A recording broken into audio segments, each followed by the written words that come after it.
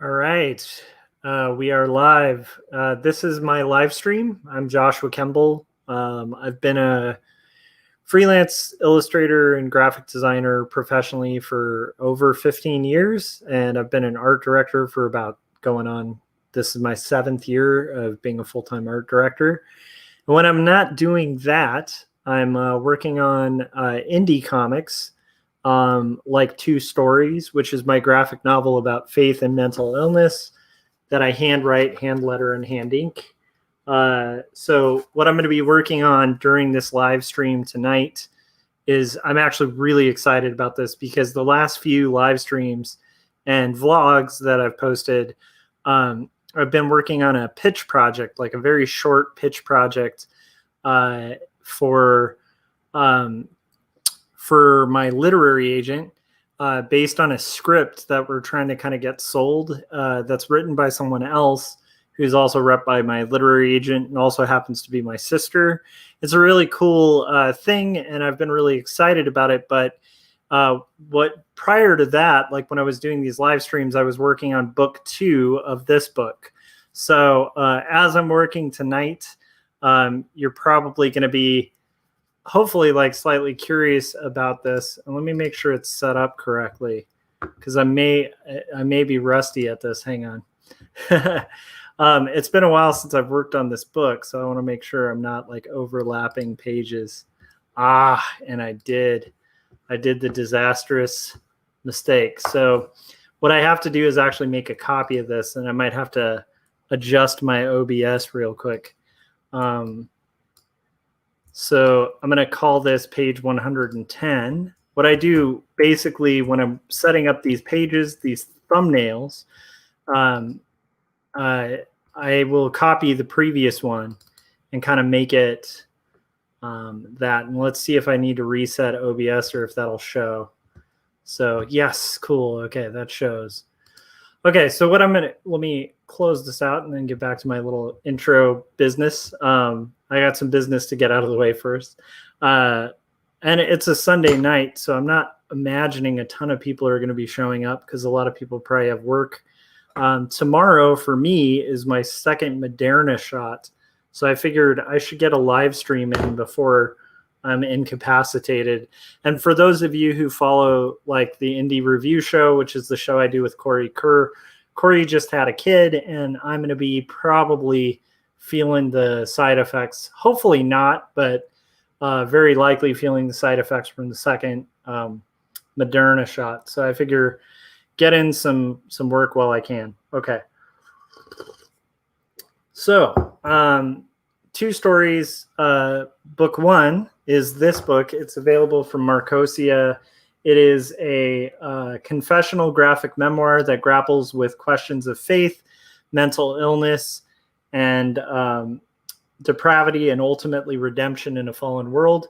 And right now it's available on Amazon at like a really discounted rate. I think it's actually down to like $10. So I'm literally making like nothing off the sale. Well, I might be making a very small amount, but I think it's like 20 cents or something. But you will be saving money, and it's a good way to kind of get readers. And at the end of the day, that's kind of what I'm interested in, is having people read that book. But what I also need to do is make the second book, which prior to working on those pitch pages, I was working on thumbnailing and doing like tight thumbnails and roughs for book 2. And what you'll see here is actually the tight thumbnail and rough for page 109. So I got 109 through, then I had to kind of divert and do these pitch pages. And so that's what I'm going to be working on tonight, is actually page 110. And my hope is to get a good chunk of that page thumbnail tonight. And we'll see how that goes. But I do want to take advantage of the time before I'm kind of out because of the COVID shot. So we'll see if anyone shows up. Right now it looks like a pretty dead stream, but you know, people tend to show up late at night on these things, so who knows. And I just had some coffee, and now we should be able to get going. So first thing I'm going to do is just kind of block out my page. what I like to do on these is actually block out previous pages as panels. It's going to be I'm a little rusty at this because I've been working on these new pages. And one thing I'm going to have to remember is that these are tight roughs. They're not like finished. The ones that I was working on before were finished pages for pitching. And so it's going to be interesting to kind of see how this all pans out. Generally, I'm working on a 9-panel grid, so I basically am going to have to sort of refamiliarize myself with this process, which is actually pretty exciting. It's a good problem to have. Let's see here. Okay, so first thing I'm going to do is just break these into sections. Good, okay. And I don't think I did it. I see what I did there. Okay. So I'm going to break these into 3 sections, basically. And that's good. Okay. So this is the first section. Then we're going to go back down here, cut this, and this will be the second section. And then what we're going to do is just start working on the next pages. So what I like to do also is kind of keep the last panel just near me so that I can kind of reference it. And let's see here. I'll pull the previous up here just so I can kind of get a template of like the divisions, because that way I don't have to re-rule all my pages.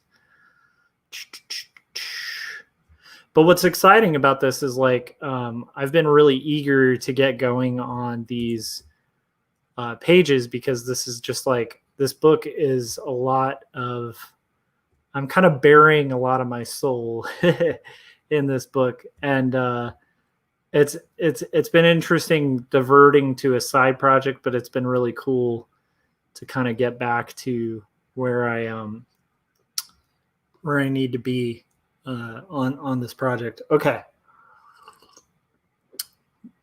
This is also getting to this really cool point in the story where we've basically seen some traumatic events like that happened, like some violent crime and a neighbor kidnapping and like all sorts of kind of crazy, intense moments.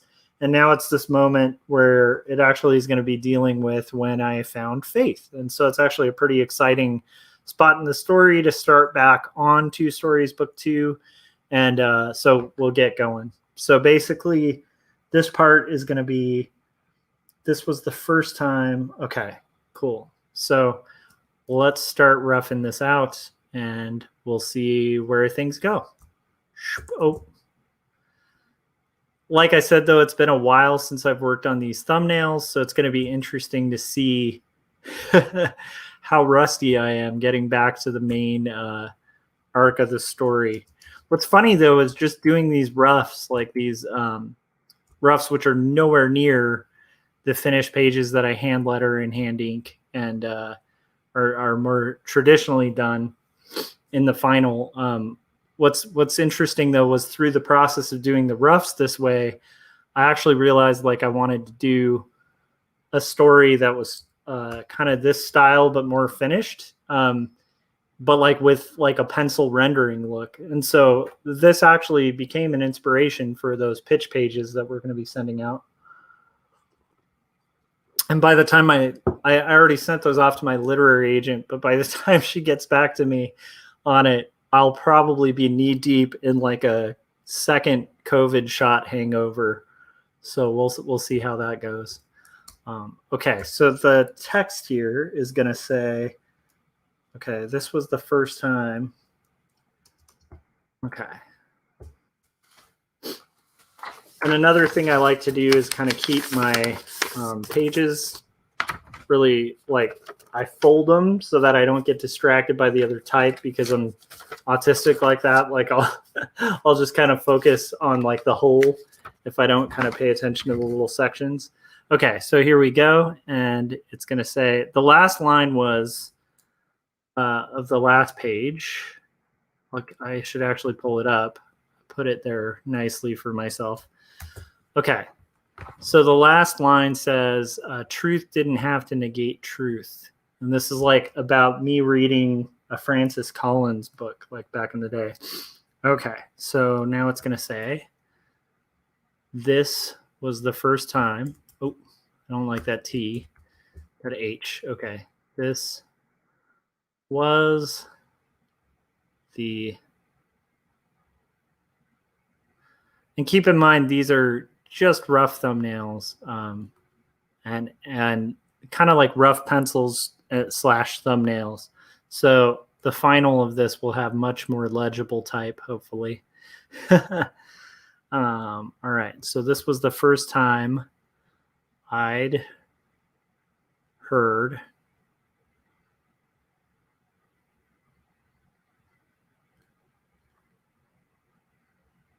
a Christian. I'm kind of thinking this might. Okay, this might need a wider panel. So a lot of this process is just going to make a lot more sense for those of you who like kind of see it as it goes. It's a little chaotic at first, but this is one of the ways that I like to kind of one of the advantages of like thumbnailing too is just like you can work out little things without worrying too much about like having to make corrections like what I just did, where it's like, okay, it's going to be longer, so I need a bigger box. Even if I end up with a box, who knows where this will go. So it was the first time I'd heard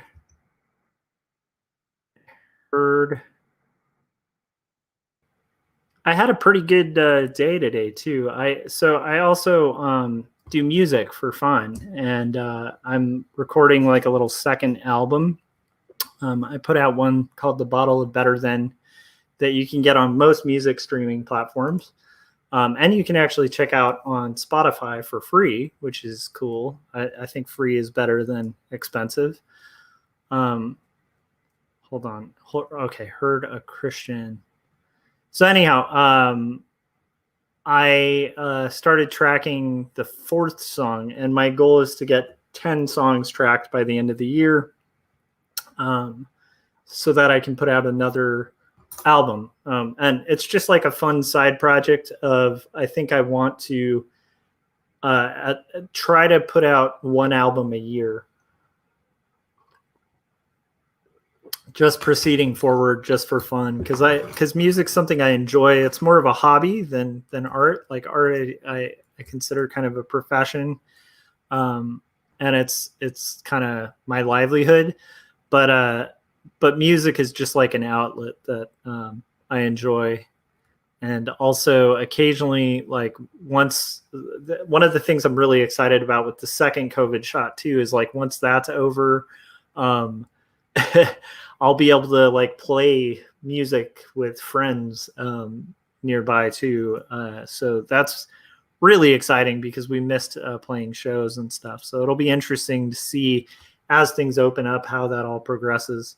I also today like reorganized all my old long box of comics. My long box was just in terrible shape, so I got some new long boxes and went through them and was just kind of like, are any of these worth anything? And then a friend of mine who knows a little bit more about the value of comics, like kind of messaged me and was like, yeah, some of those are really worth quite a bit. So you might want to consider, like selling them, which I might do.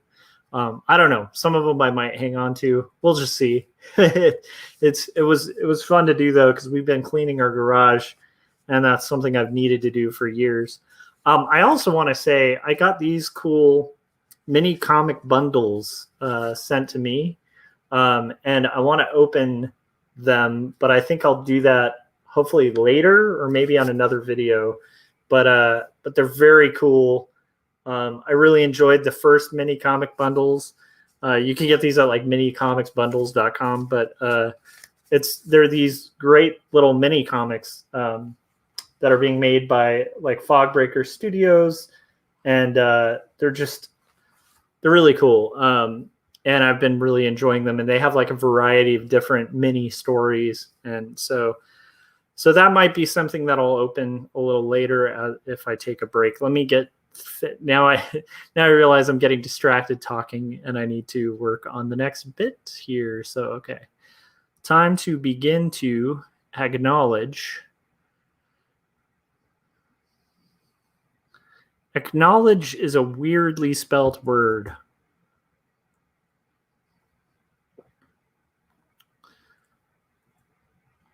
Okay, the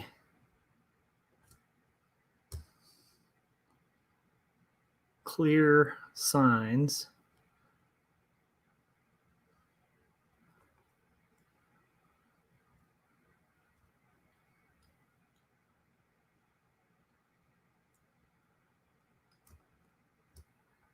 and this part of the story is actually legit because I was a pretty avid atheist, and one of the things that caused me to kind of like sort of lose my faith, like as a kid, was the idea of just reading more about evolution. And we had been taught a bunch of stuff like growing up in school about evolution. I went to like a Christian school in elementary school, and we had been taught all sorts of stuff about evolution that wasn't true. Like it was like kind of setting up a straw man where, you know, they were teaching us like a straw man version of evolution and then saying like, clearly it's false. And they'd like light the straw man on fire. And that works really well when you're a kid. But like as an adult, I started reading more about history and about science. And I was just like, this is really weird. Cause like half of what I was taught was just feels like it was like intentionally lying or warping the counter position. And so anyhow, as an atheist, like I remember reading Francis Collins, which this part of the book is about, just that being that reading that at the point in my life where I was at was just really mind opening, where it was like, it was a book called The Language of God, and I'm writing about it in here, but it's like, it was just like this really enlightening thing, because the bubble that I had grown up with was like kind of a conservative right-wing Christian kind of school system, kind of like weird homeschooling, focus on the family kind of thing. And it was the first time I read a book by a Christian other than maybe like C.S. Lewis, where it was just like, it was actually acknowledging like the fact that like evolution might actually be true, and that the two can coexist. So that's kind of the part of this, and it kind of opened my mind to realize like you don't have to be like a literal, 7-day creationist or 6-day, I guess technically creationist, to be a Christian. And I just remember that being pretty like mind blowing, because I always felt like the two kind of canceled each other out theologically, and they don't necessarily, and it's kind of interesting. But that book by Collins just started my mind thinking a little bit. So that's kind of what this part's about. Speaking of, instead of talking about it, let me work on it.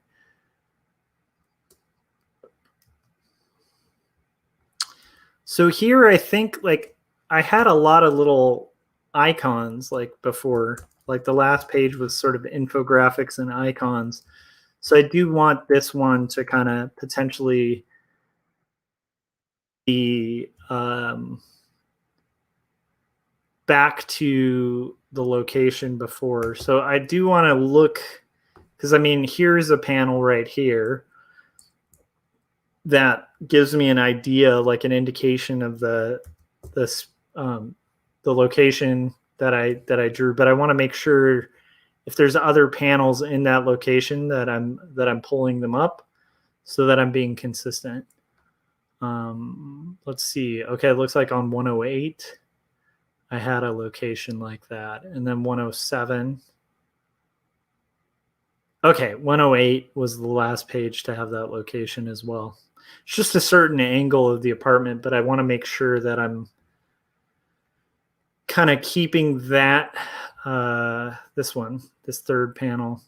I'll probably just copy it. One of the nice things about working digitally is I can do that too. I'm going to just copy that over to here. That way I've got these two panels just to kind of make sure I'm being slightly consistent with it. So I think I kind of like the last panel of the last page is here. I do think a close-up of a head would be good. So let me see. I think I'm going to basically do a close-up.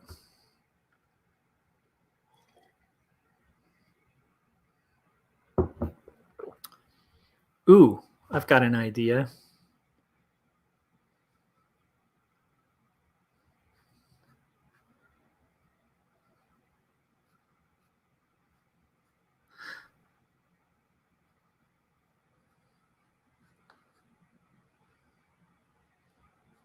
I'm going to try like a weird angle here.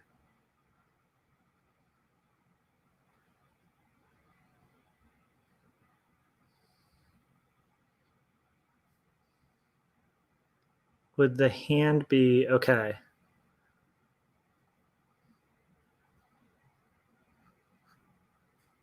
Okay, head will be a little smaller.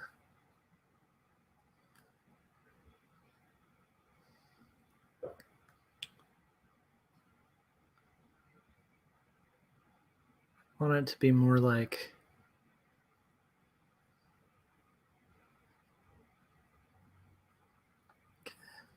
okay, I think that gives me a rough idea of what we're dealing with here.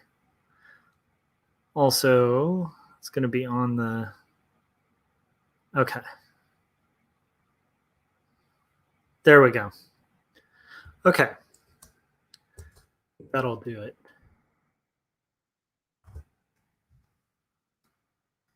My goal tonight is to try to kind of knock this out, and we'll have to see.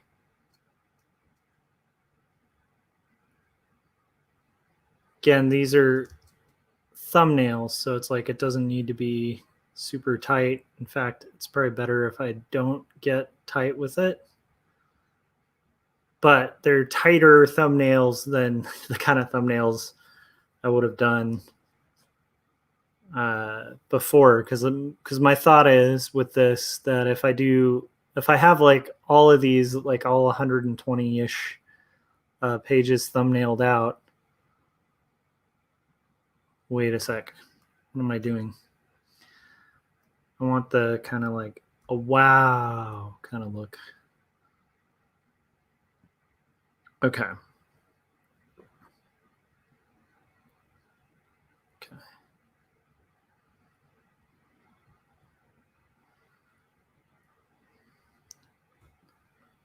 Okay, and then we're going to do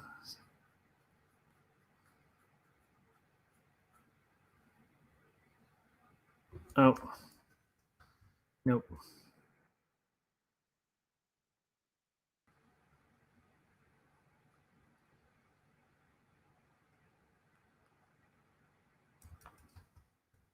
Man, I'm rusty.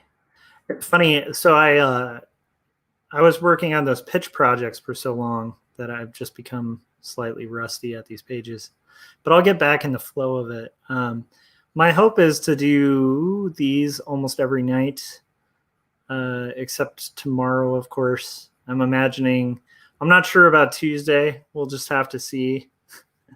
I don't know. I'm curious, like, well, whenever anybody shows up, like, or if you're watching this after the fact, I guess just let me know in the chats, like if you've had your vaccine shot yet, and how the second vaccine shot treated you.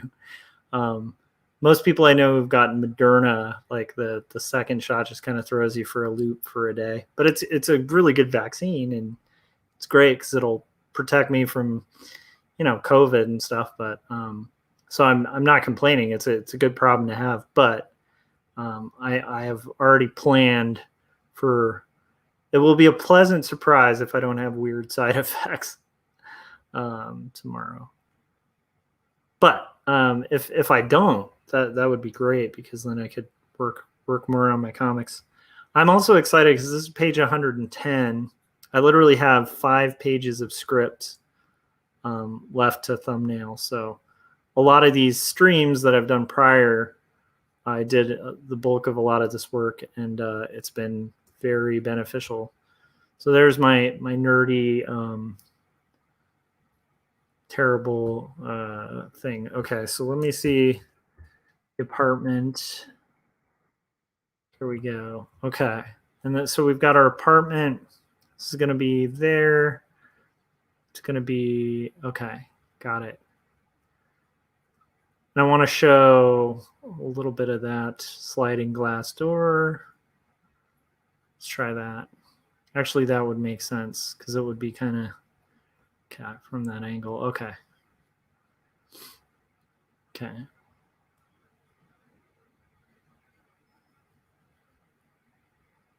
Anyhow, I was really excited. It's funny because it actually took some willpower for me to not just mess around with music all night, because like I tracked vocals. Like you can hear the song that I recorded today on my regular vlog, which is posted on my YouTube channel. So, but my last vlog, I kind of posted a little bit of the music thing. I think the episode is called "Are These Comics Worth Anything?" And it was me going through my long box of just comics that I read as a kid. A lot of them were like Image, because I was like a 90s kid, so it makes sense. It's like anybody who grew up in the 90s, like we were all, especially most comic nerds in the 90s, had a moment of just being like completely obsessed with all of the Image guys. Like Todd McFarlane and Jim Lee and all those dudes. So there's a lot of those.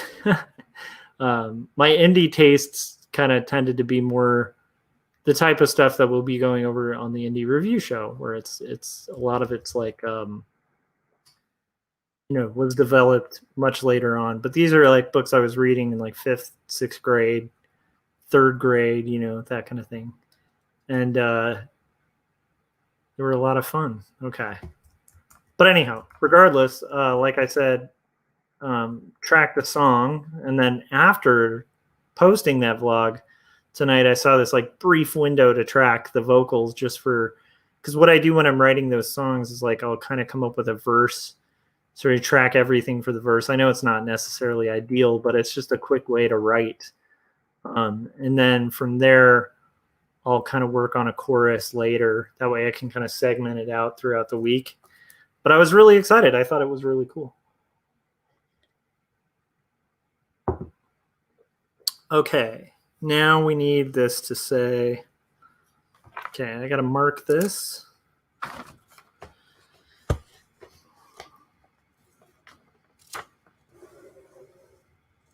Not the most impressive panel, I know.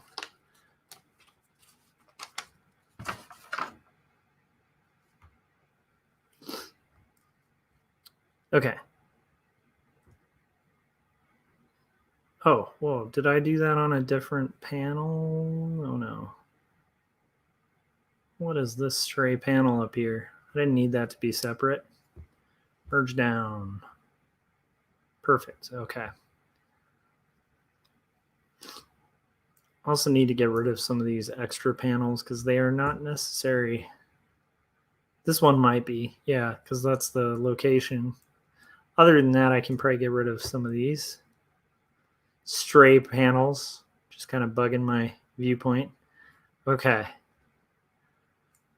Here we go. So, but anyhow, so like I said, with the music thing, it was really funny because today I was like tempted to like skip doing this, this live stream, but then I was like, nope, I gotta get to it, because like I don't want to lose momentum on making comics, and I need to be doing that on a daily basis. So now, and aside from that, just, pretty cool. Work that stray panel. Hey Gaz, how you doing, man? Hey bud, if you want to hop on, feel free. I know you're probably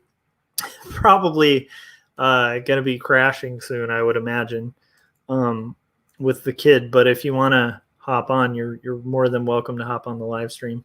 I can send you a link. Just let me know. Gazbot has some really cool vlogs. I think it's funny because there was this period of time where I felt like the only people doing cool. I'll send you a link. There was like this small group of people doing like daily vlogs, and I feel like Gaz and I were like the only ones for a while in our circle kind of doing these like daily vlog things. But his channel is really, really cool. And if you're into mecha and like awesome epic battles and stuff, I think with mechs and giant kaiju and stuff like that, like Gaz is your guy. So just letting you know. I just sent, okay, so Gaz, I sent you a link. Cool. So anyhow, so now I'm kind of working on this weird second panel. Here we go. All right, and then Gaz, just give me a thumbs up like whenever you're set up, because I never like just throwing people on if they're not ready. Okay, cool. All right. Let me adjust this too. How's it going, Gaz? How are you doing, man? Pretty good. Up later than I should be, but as long as I'm up, I was doing a little drawing, and I saw you were on, so I figured, hey, cool. But yeah, I don't know. The only time I ever did the actual daily video blogs, where I was putting them up every day, like what you've been doing with the what do you call it, vlogins? Yeah, that was when I did the 100 days, which I did do, I think 3 times, so it seemed like a lot. But normally, what I do is I film a little bit each day. Yeah, and then you compile them. Yeah. But it's still got that like that vibe of a daily. I think it's a little more interesting because you edit out some of the more boring stuff, you know. But arguably, I was gonna try to see if I could show what I'm working on, but oh, nice. What are you working on, Gaz? Well, I probably shouldn't even show it, but it doesn't matter. I'm working on. I had done 10 Ultraman sketch. Yeah, that's not gonna show up. Let me move this. I had done 10 Ultraman sketch cards for this card set from Aura Parks Cards, which just got kickstarted. But the Kickstarter did so well that some of the artists they contacted to see if they would do more because they literally didn't have enough to like fulfill what they were going to need otherwise. Yeah, this is not gonna show up. All right, I'm just going to put it back on my stupid face. But so this time around, I'm doing 20. And sorry about this horrible. What a bad idea this was. All right, there we go. No worries, man. But this time around, I'm doing 20, and I've done 16 of them. So this is one of the last 4. But because I'm a maniac, the way I do sketch cards, and I don't know how other people do them, to be honest. Like I'm kind of new at this, but I draw them digitally, and I get it pretty detailed, like to the point where I would call it like digital pencils. Yeah. And then I'm going to do a video on this because there's no way other people do it this way. Because then what I do is I would want to light box it onto the card, right? But the card is so thick and it has printing on the other side, so you can't light box it. So interesting. I print it out. I might have a printout somewhere. Yeah, I do have one sitting around. So I'll print it out. I draw it, however it says, and I print it out this big. And then on the back, I scribble on it with pencil to create like fake graphite paper. And then I use artist tape to tape it onto the card. And then I draw with a ballpoint pen on top of the entire image. Nice. And then I have a pencil like template, and then I ink it and then color it. Okay. I mean, that, what's weird is that doesn't seem too strange to me. Like, so back in art school, like we used to have to do everything on like Crescent illustration board, which is like this thick, crazy board. Right. And so like the way we were trained, I think we might've been like the last generation to ever be trained this way. Because I'm sure everybody's doing it digitally now.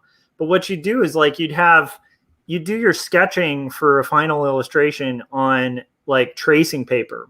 Was it that thick, like vellum kind of tracing paper? No, just like straight up tracing paper. And so you just do iterations, and that way you could kind of work out your compositions. And then if your arm, like you drew an arm that was off or whatever, you could throw another sheet of tracing paper over it, do that. Then finally, when you'd made like this composition you really liked, you'd have like 12 sheets of tracing paper, like piled on top of each other. You'd put a final sheet over it, and you'd make like your final line art. And then you would transfer it onto your Crescent illustration board. And then like paint over that or whatever in gouache. I could totally picture what you're saying. I never worked that exact way, but I saw that. I went to Joe Kubert for 1 year in the mid to late 90s. And there, like what you said, there was a lot of things we were being taught that I'm like, even at the time, like, this seems like people don't do this anymore. And that isn't something I did, but I definitely saw some of the teachers and other students working that way. Yeah. I'm like, what? That's a weird way, okay. Yeah. But one of the things at that school I remember was I had a class called Paste Up and Mechanicals. Okay. And this was, it was like 95, 96. So we had computers, we had Photoshop and, not as good as it is now, but like you could move typeface around and like lay out a magazine on a computer. That was normally done. Yeah. That's just, just every once in a while, like an annoying little paper clip would show up. Right. Yeah. I'm kidding. So, but what they were having us do, because it was to its credit, like I have issues with the Joe Kubert School, or at least I did back then. I have no idea what it's like now, to be fair. But I had issues with it. But to its credit, one of the things it did, it was a very holistic, all-inclusive education. So everybody that was there was like, I want to be a penciler, but they're like, no, you're going to learn lettering, inking, penciling, publishing, like the whole schmeal, coloring. We're going to make sure you can get a job somewhere, theoretically. But one of the classes was called Paste Up and Mechanicals, and it was like literally one of the assignments. The one I always remember was we had a bunch of type, and it was like, now let's say there's errors in this type and we need to correct, move it around and stuff. So we took the paper and we brought it to like this photo. I don't know if it was called a photostat machine. Basically, and it printed it onto this sort of like plasticky paper. Okay. And then we took that and took an X-Acto knife and cut out the pieces that we needed to move. And we'd like put hot wax underneath them to move. And I'm like, what is this medieval chicanery we're doing? This makes no, like, there's no way anyone in the world is doing this right now. Like maybe like one print shop in Guam, but like, that's it. You know what I mean? This is like, so as I was learning it, I'm like, I will never, like, it's not like I'll never need math. It's like, yes, at one time this was important to know, but already this is not a thing that people do anymore. I'm sure of it. Yeah, like the paste up stuff. It's interesting because it's like I feel like I missed a bit of that. It's funny. My dad was very briefly, like before I was born, he was a graphic designer in the paste up era, and so it's like weird because it's like I've inherited all these weird, crazy art tools. It's actually how I wound up finding out about that architect's ruler because my dad had just one in his garage. And I remember like when I found it, I was like, this might be useful. And I tried it and it was like, why doesn't like every cartoonist on earth like know about this tool? And I remember I told like Scott about it. I told everyone I knew about this thing. And I couldn't for a long time, I couldn't even find it. So it took me a long time to find out it was called like an architect's ruler. Right. But it's like, it's a rolling ruler, but it's just like most art stores don't sell them. Well, also the rolling ruler, I remember for a while was like a novelty, buy it on TV, as seen on TV kind of thing too. So I think it had a stigma of being like a little kid toy kind of. Yeah, and I think because the only rolling ruler that I could find at art stores was that gimmicky plastic one that totally sucks, So that was really cool, but that was an interesting find. But it's funny because there's a lot of weird holdovers from that era that like.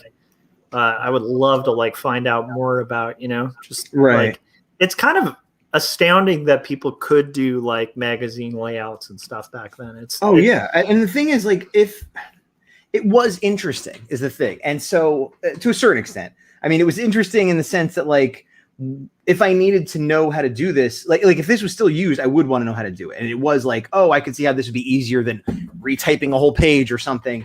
But it was conflicted with the fact that I'm like, I'm paying money to learn how to do comics and I'm learning how to make magazines 20 years ago. This makes no sense, Yeah, totally. It's kind of weird.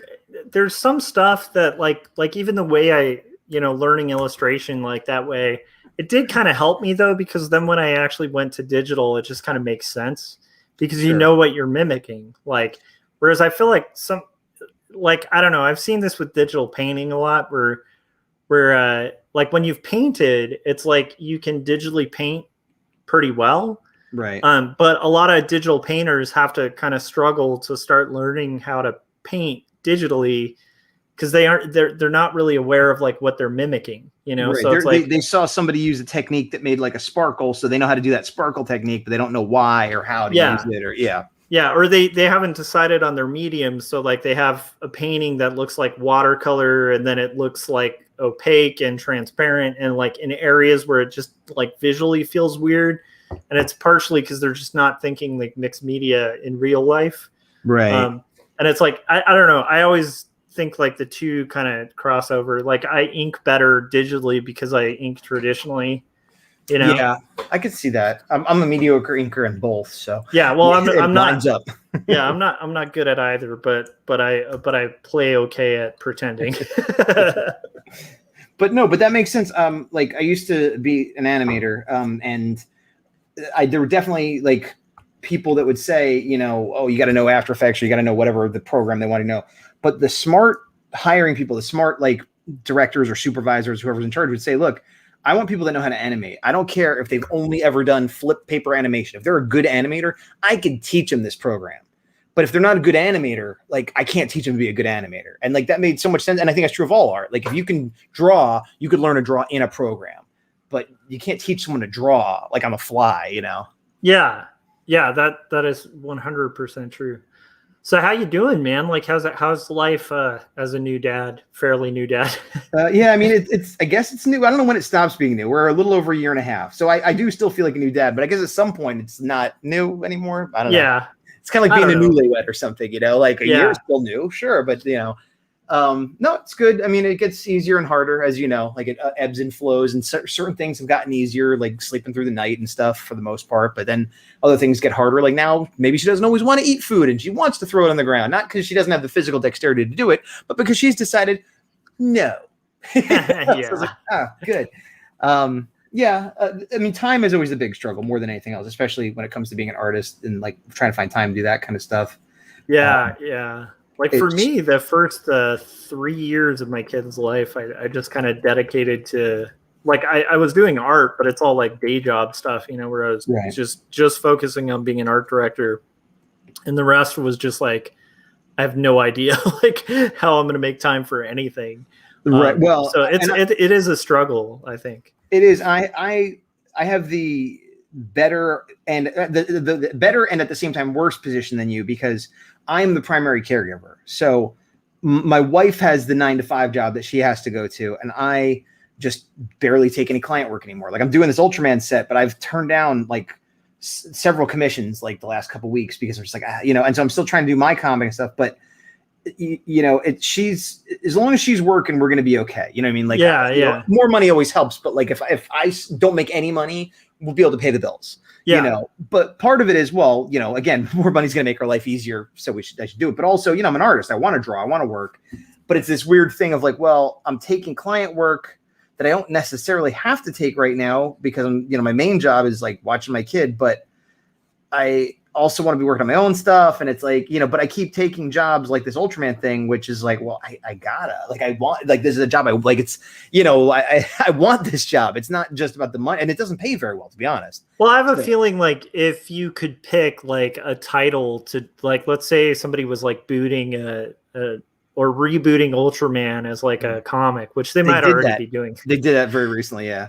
But I would feel like that would be one of your, just knowing your genre and like what you like working in and drawing. Yeah. I would feel like that would be one of those like top 10 jobs where you'd just be like, yeah, I would take that job in a heartbeat. Absolutely. And so this isn't the comic, but it's still an official product for this character. Yeah. But I mean, whenever it comes to work like that, where it's like, hell, you know, I'd probably do this for free kind of work, you know, like it's like a no brainer to take it. But I get that juggle between, I experience that all the time where I'm like, I have trouble turning down work. I've gotten better at it. Partially because of the day job thing where it's like, I take plenty of work. Right. That's not, you know, not like stuff I particularly want to work on. Or maybe it is stuff I want to work on, but it's other people's stuff. So it's like, I kind of get that filled, but it is, I don't know. It's a hard one to kind of juggle. I cut way back too, because for a long time I was very poor, and not that I'm rich now, but I was very poor where I literally couldn't afford to turn down any job. If I had no time in the day, and someone offered me a job that paid terrible money drawing something I hate, I would take it because I knew that like next week I won't have it, you know. And so I lived that way for a long time. So it was a long time before I was even able to like haggle for prices or, you know, turn down something that was way out of my wheelhouse. And over time I started, you know, being like actually asking for more money and and I didn't turn down things just because I didn't like them, but I used to get like, hey, can you design this jewelry for me? And I'm like, yeah. I don't know anything about jewelry. I've never designed jewelry, but I'm like, well, it's $50. Yeah, I'll design a jewelry for, you know. Yeah. And so I was able to stop doing that, but then it was still anything animation or illustration related I would do. And then, you know, then it became more, you know, stuff I want to do in my wheelhouse and or for very good money. Yeah. And that's kind of where I was for a couple of years, which was great. And now I'm in the position of like even turning down some jobs that I maybe would like to do, but at the cost of then, well, I'm not going to work on my own comic, or I'm not going to have any time over the weekend to just relax for a minute, you know? And so, yeah, for sure. Yeah. I don't love it. You know, I love my kid, but it's funny because I was talking to Q, my wife, and it just so turns out that we have a bunch of friends that recently had kids like right after us. So we're like the elder statesmen of the, even though we don't know what we're doing. Still, yeah. My wife and I are in a similar position, you know, where it's like a lot of our friends like started after we did. Right. Yeah. But when I say after, I mean like 3 months, 6 months, 8 months. Like, you know, we all have kids that are less than 2, but we have the oldest, you know? But she was talking to one of them and they were saying something about how like they're going through this period of mourning for like their old life, which makes sense because it is, you know, like not that you hate your kid, but it is the death of a certain type of a life and a certain version of yourself and all that. So that makes perfect sense to me. Yeah. But what she was saying is like a lot of it depends on where you're coming from and who you were before and stuff. Because my wife was saying like, you know, since having the kid, I feel, this is her speaking, I feel like I'm way more productive and proactive, and I'm cleaning the house more, and I'm getting more stuff done, and I'm, you know, blah, blah, blah, blah. Because just she feels like more responsibility to do these things and more energized and whatever. But then on the flip side, and she said this, but she's right. But she's like, but then other people like me, it's the exact opposite. I used to do so much more. I used to do, you know, everything. And now I'm very constricted in what I can do. And I have to make these hard choices with a little bit of time I have. It used to be like, oh, somebody across town's making a movie. Sure, I'll come hold the camera. Meanwhile, I'm in a band, and also I'm making my own comic, and I do these YouTube videos, and I'm a toy collector. And like, you know, and I would do all of that and still, you know, have time for my wife and everything else. And like, you know, but now it's no, like there's so much I can't do.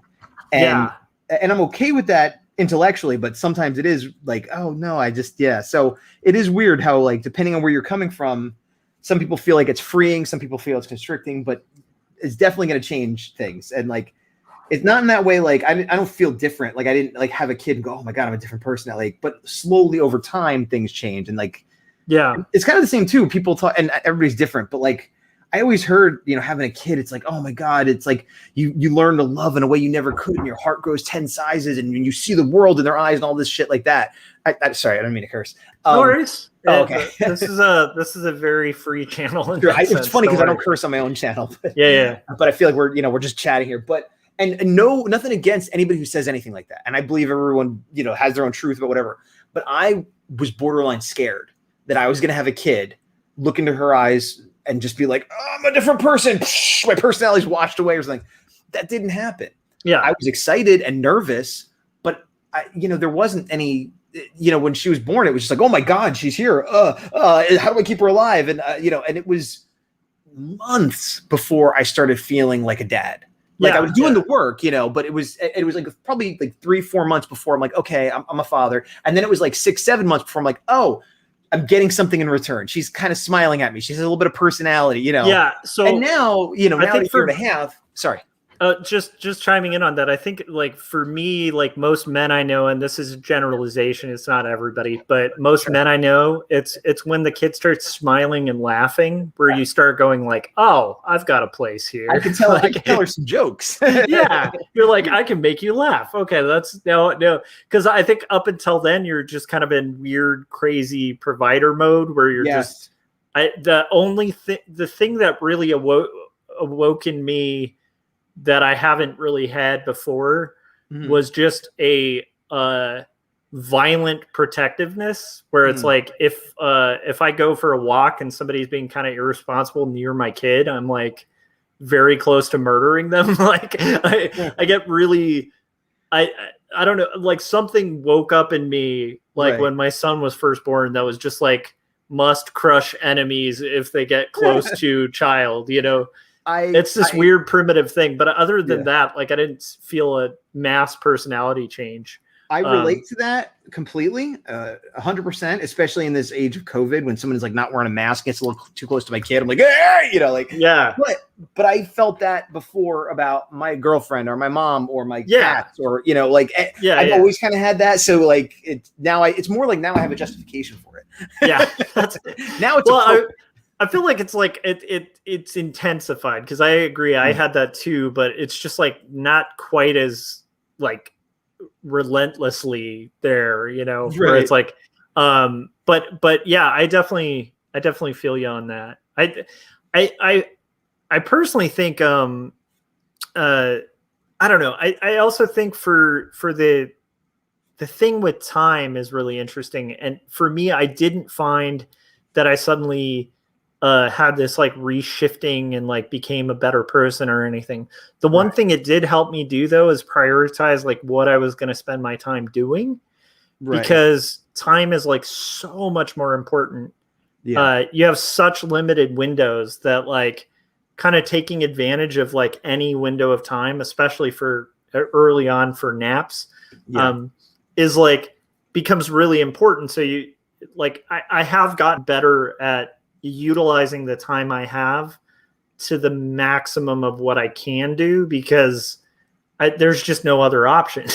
Right. Well, the other option is that you're not doing as well as you could be or getting as much done as you could be. Because I have gotten better than I used to be, but I still struggle with it because a lot of times she'll take a nap, and on a good day I'll be like, okay, well let me, work on some art or, clean the house or whatever the thing is I'm going to do. But some days I'm just like, I'm going to watch TV for a half hour, or I'm going to lay on the bed for like even if I don't need to sleep, like sometimes I'm physically exhausted, I need to sleep, but sometimes it's just like been a stressful day and like I can't bring myself, because it's work, it's a job, I mean, like I love her and stuff, but it's not like, oh, she took a nap, woohoo, let me go for a jog. It's like, so it's what I find is like the first half hour after she takes a nap is gone. It's worthless. Like I'm not getting anything productive done.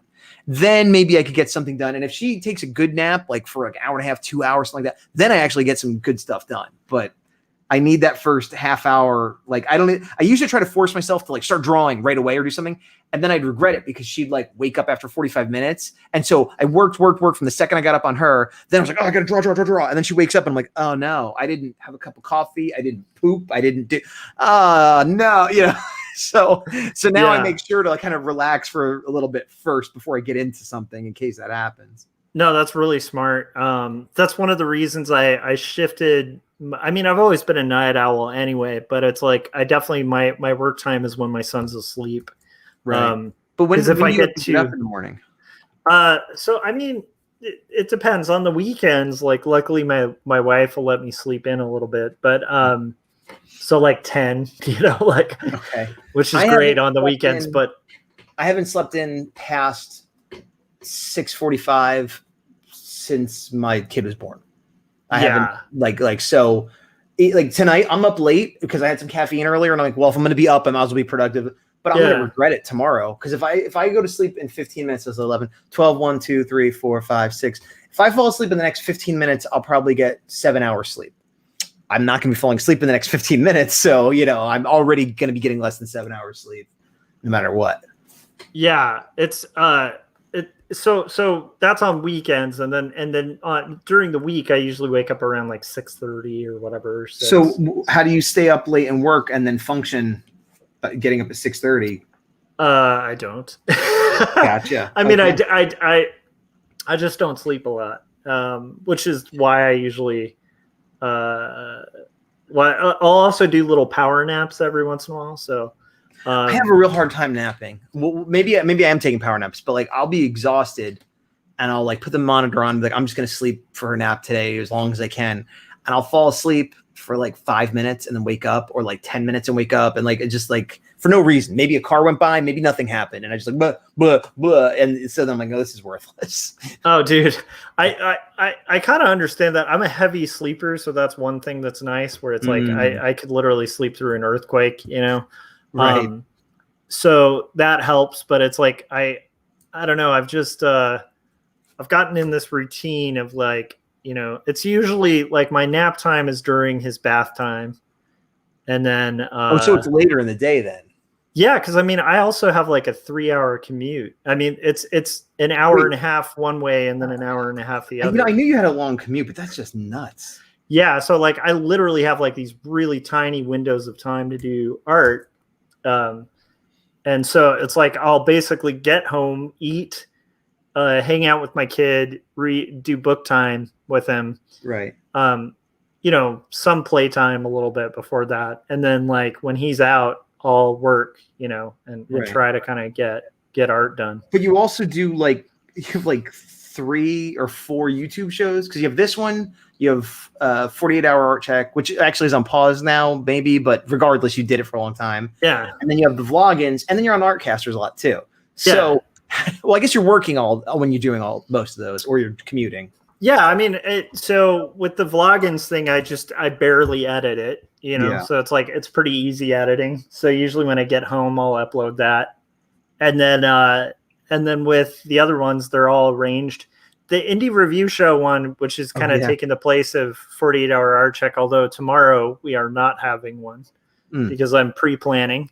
I don't know. Did you have your vaccine shot yet or anything? I had my first one. My second one is in a week. Okay, so my second one is tomorrow. So I'm planning on being sick. Yeah, I'm pre-planning because I've just barely known anyone who had Moderna on the second shot who wasn't like out of it. So and also because Corey just had a kid, like we just figured. Yeah, I saw that. I was not keeping up real well because I did not even know they were expecting another kid. That shocked the heck out of me. Yeah, well, I mean, they were, I think, cautious at first to kind of let people know. And then how many kids do they have? Is that 3 now? Yeah, third kid. Yeah. So, I also don't know how people have more than one kid. I don't know either. I've heard mixed things. I've heard that it's easier because the other kids will help keep the kid occupied when they're older, maybe. But I mean, when they're babies, I have no idea how you navigate that. Because I definitely see people. Yeah, people have like, oh, our kid's like 1 now, so we're gonna have another kid, and it's like, what? Like, I'm a little just over. She's 19 months, or 19 months. So she's just over a year and a half. I still feel overwhelmed. It's better. I could kind of see the light at the end of the tunnel, but it's definitely like if we had another kid right now, it would be chaos. It would be worse than the first kid because it would be everything that was hard about the first kid plus this toddler running around. I can't even imagine how but people do it. So it gets done, but I just don't know how. I just don't know. Well, what's baffling is like I have trouble remembering how I did the first 3 months, it's kind of like a blur now. So it's like, I'm guessing it's like that where you just kind of do it. And then you're like, how the hell did we do that? Well, no, but here's the thing. Yes, I'm sure you're right. But same thing. It's kind of a blur and you're half asleep and losing your mind. But the baby doesn't do much. You have to change them. You have to give them bottles, but they don't really need it. It's not like if you don't pay attention, they're going to run down the stairs and kill themselves. So imagine being in that state of sleep deprivation and everything else, but also there's this little human that's trying to kill themselves all day and is bored and wants attention. And you're pretty much in a house full of children who want to kill themselves. but I mean, you're pretty much just running around doing suicide prevention all day. Yeah, right. Yeah, but I can do that when I don't have to also watch an infant that's keeping me up. And with the infant, I could occasionally nap random times. Like, oh, okay, well, I'm so exhausted. I fell asleep for a half hour at 2:00 in the afternoon. Like, I can't do that with another kid. So in case it isn't clear, we're not having another kid. Yeah. But I mean, kudos to those that do. It's amazing. I mean, we're kind of a 1-kid family ourselves, and I can understand, parents who want to have more than 1 kid, one of my biggest worries about, my kid being like an only kid is I don't want him to be the weird only kid, Did you have brothers and sisters growing up? Or? Oh yeah. See, I was an only child. Oh, okay. So my wife, initially we had talked about it and she kind of wanted to have siblings and, obviously we're not now, but she grew up, she had brothers and sisters, but she's not particularly, they're never going to see this. She's not particularly close with any of them. Not that she hates them or anything. Got it. But the relationship she has with her brothers and sisters to me makes me think of my relationship with my aunt or like okay. a cousin. Like not like I love them and they're good, but it's not like that super close, you know? Yeah. And I grew up as an only child, and I have known people that had close relationships with their siblings. I understand that's a thing, but like I liked being an only child. I was never, occasionally be like, oh, it'd be nice to have a built-in friend or whatever. But like, I drew and I read, and everybody at all the family affairs would dote over me because I was the only child, and and I got all, we didn't have a lot of money, but whatever money there was, like I got the toy, I got the shirt, I got to go to the McDonald's I wanted to go to, It makes it sound like I was spoiled, but I appreciated it. I don't think that's spoiled though. I think that's just the nature of being an only child. It's like growing up. I remember the only kids I knew who had the full Voltron were all only children. Fair, but to give you an idea, I never had the full Voltron because I was the only child, but we were kind of poor. Yep. So not only I had never had any of the Lions, and I had one vehicle Voltron set. Yep. It was pathetic, but yes, I know what you mean. Getting off on a little bit of a tangent. I always loved toys and, grew up in the 80s, all that stuff. And I see reports, it's all a sliding scale. I think we were like lower middle class, but some relatives were poor and some were better, whatever. So I always got presents for my birthday, but like I would trade a lot, which I don't know when or where or how I started doing this, but like at any given time, I would have a pretty good collection of something. But like I had like, I've got a decent G.I. Joe collection because I traded my Thundercats and my Star Wars and my He-Man and everything else and all my comics. And then I'll get tired of G.I. Joe and I'll trade them all away. And like, okay, now I've got Centurions and like then I trade those away. So like it's this weird thing where like I have memories of having tons of toys as a kid, but I don't have them now for the most part. And I didn't have them at the same time. You know what I mean? So like I learned to wheel and deal like as a very young child. That's so funny. That's interesting. I was really weird about stuff. Like when I was a kid, it's funny, even with art, like I remember people trying to do art trades and being like, I don't sell my art. Like I don't trade my art. Like I was a weird, like, I think I have a little bit of, what is it? Like, when like a hoarder kind of thing. Right. I have a little bit of that because like I am the person, like my wife will be like, we need to throw this stuff away. Like we're not really using it. And I'm like, well, there's a use for that. And I think some of it does have to do with like, I grew up pretty poor. So it's like literally like, I'm like, oh, well, that chair could be made into another chair thing because it's money. And the country crock container, that's Tupperware. We could use that. Yeah, exactly. Yeah. It's the same reason like I'm like a leftover guy where I'm just like, I love leftovers. It's one of my pet peeves is when like leftovers go to waste. I'm like, but that's still a good piece of chicken there. Like, I feel like, well, I definitely am that way. I'm not as bad as I used to be because it's been a while since I was that broke. But there's definitely an aspect to that. One of the things that's helped me, I've been able to let go of a lot of that stuff. But like with toys or clothes or comics or things that have like some sort of sentimental attachment, two things have helped me let go of things. One is the advent of the internet and eBay and things like that. Because it used to be I'd go to a yard sale and if I saw something I wanted, like a Pee Wee Herman doll or whatever the thing was, like even if I was only vaguely interested in it, it's like I may never see this again in my life. Whereas now, if it's something I really want, even if it's expensive, theoretically, I can save up the money and buy it online. Whereas it used to be, you couldn't.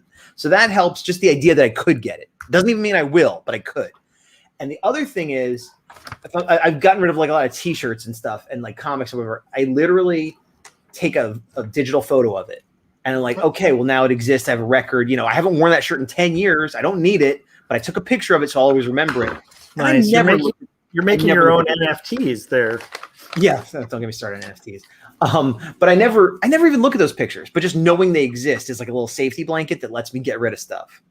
Oh, I love it. That's a really good idea. That's almost like a very like pre-Marie Kondo kind of thing. But that's smart. Yeah, but if you even just looking a little bit, I mean, I still have tons of stuff. It's not like I live a Spartan lifestyle, but it would stop me from becoming a hoarder. Yeah, that's smart, man. My wife just kind of stops me from being a hoarder. But then again, it's only certain things. Like for me, it's like my problem is like the things I really, really like I don't have the thing where I want to buy toys. Although I do have a couple really cool toys. Like I have like a Doctor Who, it's like a Dalek with Winston Churchill. some nerdy stuff like that. Is it? Wait, it's a dial like painted to look like World War One. Like yeah, exactly. Yeah, it's the Ironside. I have that. Yeah, and the tray. He's got like a little serving tray. Oh, mine doesn't have the tray. You must have different versions. It's a Comic-Con exclusive. But, but yeah. So other than like a little phase of like getting some Doctor Who toys and stuff, like I don't really have a toy bug. But my problem is guitars. Like I could literally just keep accruing guitars. And I like cheap guitars too. Like my favorite for a long time was like just Squires, because they're just like they play pretty well and they're like way cheaper than Fenders. Right. And so it's like do I really need, like at this point I have like 3 Telecasters. I don't need 3 Telecasters or wait, no, four Telecasters. Is it like, oh, well, when I play this song, I use this one, but this one has a different tone from when I'm playing reggae. Is it like, do you actually use them? I have 2 that I primarily use. Like most of what I'm using now is like, I got a Fender American finally. Mm-hmm. And so that's my primary because it's just plays beautifully. A picture of that somewhere, like, oh, I can't believe I own this still or something like that. Yeah. That was like a dream guitar because I never had like a real Fender, Right. And so that was really cool. And then I have a souped up Squire that has like a humbucker on it, and I rigged the pots and stuff so it has like a switch, so you can basically like pop up like the tone knob, and it gets like a whole different range of tones. And that one is just like raw and crunchy and beautiful. So I have that one. And then, yeah, I don't need the others I don't really need. Although it is good to have a backup guitar. Like if you play a gig, you always want to have like one tuned in the background. Because I haven't been in a band in a while, and I never have considered myself a musician. Yeah, and I'm not saying that to deride myself, but I don't view myself as a musician. I play guitar, than I am though, because music for me was always the fun art I used to get away from the hard art that I did. And not that music isn't hard, but the way I approached it was like, I'm gonna be a shitty power chord guitar player. I'm gonna sing bad. Like I don't care. Like I'm not interested in getting very good. I just want to get good enough to have fun. And what? Yeah, that sounds pretty similar. Like I didn't learn, I still don't know notes. Like I just play by ear. Well, I learned from tabs originally and then would figure stuff out. Yeah. But I mean, I can read tabs, but tabs aren't notes. No, I'm saying I literally learned how to play guitar by like reading tabs. Nice. And eventually I somebody's like, that's an E chord. I'm like, okay. But also I know I'm not a musician because even when I was in bands that were playing out, I never had more than 2 guitars, and arguably because of money. But if it was important, I could have afforded it. And I had one crappy one that I had from a pawn shop that I had a million years ago. And then at some point, I bought another one because that one kept falling out of tune. So then I had 2 guitars, and the only reason I had 2 was because we're playing shows. If one falls out of tune, I would just swap it. Mm-hmm. And now that I'm not in a band, I have 2 guitars. One that is not playable, but I have had it since I was a teenager, so I have sentimental attachment to it, and it's just in a closet. And one that you could play. And the one that I could play is a knockoff Fender. I forget if it's Japanese or Mexican or whatever, but like I don't even know like what the other one is. And like I don't I'm vaguely aware of what you're talking about, but I would go into guitar stores and be like, what's the cheapest guitar? Like, like what can I get for the like it never occurred to me to try anything different because it didn't matter for how I played. Like, it's not gonna, as long as music goes into that box with a distortion, that's all that really matters. So like, and when people would say, oh, you're doing this, but if you slide your pinky a little bit, I'm like, yeah, you're probably right. But I was like a bad artist. I was a bad musician. You know what I mean? Because like, when people draw Dragon Ball Z or whatever, and nothing against Dragon Ball Z, but like, oh, but if you want to draw this other comic, maybe you need to change the style, or, well, your eyes are a little bit off. Check just learn anatomy. And they'd be like, no, this is what I do. That's how I am as a musician. But I'm aware, but I'm aware of it. Like I have no interest in being a good musician. Like, yeah. Well, I don't know. I think I fall somewhere in between. I mean, I definitely relate because all my guitars were pawn shop guitars. There's one I'm working on that's a Strat. Mm-hmm. That was like my first real guitar. My first guitar was called a Synsonics. Okay. And if you look it up online, like there's one model that like had like a built-in had a built-in amplifier in it. Oh wow. But I had the even cheaper model than that. And it's just basically a piece of plywood with strings. I mean, I think it was actually made out of plywood. It's Right. It's a terrible guitar. So that was my first guitar that I learned on, and it was an electric, but I didn't have an amp. So I'd like plug it into I'd plug it into like an old stereo, and I liked the sound because I was like, oh, it gets fuzzy. What I didn't realize was I was ruining the stereo. For a while I played a bass and I played it through a guitar amp, not realizing that I was destroying my guitar amp. I'm like, oh, I get it. It sounds fine. What's the problem? Until I plug in a guitar in, I'm like, it's noticeably different. But that one I'm going to wire up. Like at some point, I need to get back on this project. But I got halfway through. I rigged it with these inputs and stuff. So all the hardware's changed, and all I need to do is they have these hot Japanese pickups on Guitar Fetish that are like they're literally like I think it sounded more sexual than you meant it to. No, like I mean hot like a hot I know, mic, but, you know. But and then you followed it up with fetish, so I was like, all right. But Guitar Fetish is like they sell like these really cheap pickups, but some of them are really good, and these ones are actual foil pickups, so they look like the ultimate pawn shop guitar. So I'm gonna try to get those and rig up my Strat so it's playable again, because it like the wiring got all shot. So I figured if I have to redo the wiring, and that is like so my Strat is crazy cheap. It was a series called a Squire 2 that was made in like Taiwan like in 1980s, and then I bought it at a pawn shop for like $60. Which was really expensive at the time. But like that thing has been through, I mean, like the whole time I was gigging with bands, you know, in my teenage years, like that was the guitar I like bled on, you know, like, so I want to get that one back in working shape, but the neck is so screwed on it. It's like got dents in it and crap. Like it's just, but I have sentimental attachment to it. So I want to get it back in working order, you know? I mean, theoretically, the one guitar I was talking about that I still have, that I have the sentimental attachment to, but getting it back in working order would kind of destroy the sentimental attachment because it was always a piece of garbage. It never stayed in tune. It was always bad. So like if I fixed it up good, it'd be like, this isn't the guitar I remember. Like, yeah, I'm kind of torn on that. I mean, like the nice thing is it actually is a pretty damn good guitar, even though it's a cheap guitar. It's the one I lucked out on. So I'm hoping to get it back to where it was. But yeah, other than that, like I finally got a bass like last year because I wanted to start recording songs, and I was like, well, I need a bass of some kind. So I did some research and got like a cheap Stingray, not the actual Stingray. It's like the sub version of the Stingray, which is actually, I don't even know what that is. So a Music Man Stingray is like, so Leo Fender designed the P bass. That was like one of the first basses he designed for like it's the standard Fender bass. And then he designed the jazz bass. And then when he left Fender, he designed an active bass, which is the Stingray. And so that's like what a lot of like funk musicians used.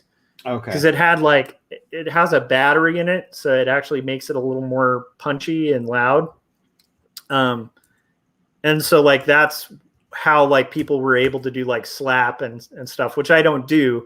But there's a distinctive like pretty sound to a Stingray, and it's a little bit more tender on your fingers. Like it's not as like when you play like a P bass, it's like you have to just pound those strings and like you're gonna bleed your fingers, you know, like that's the way a standard P bass plays.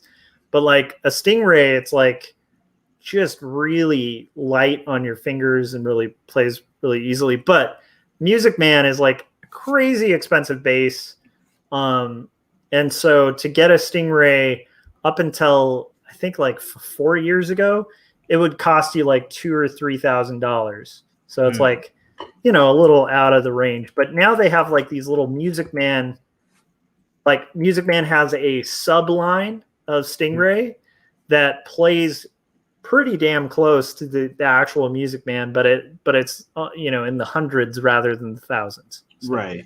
So that's what I picked up because I was like, nice. I like it. Although I like the look. If I have to pick by look, I would just pick a jazz bass. Fender jazz bass is pretty. That's just the 90s standing out in me, I guess. I like those like Jaguar, like crappy pawn shop looking things. Right. Sorry for rambling about. No, that's fine. I mean, a lot, like half what you're saying is going over my head. I'm not going to pretend to understand everything you're saying, but I understand the emotion behind it more than I understand the technical part of it. You know what I mean? Yeah. This is going to come out of nowhere. My father's an addict.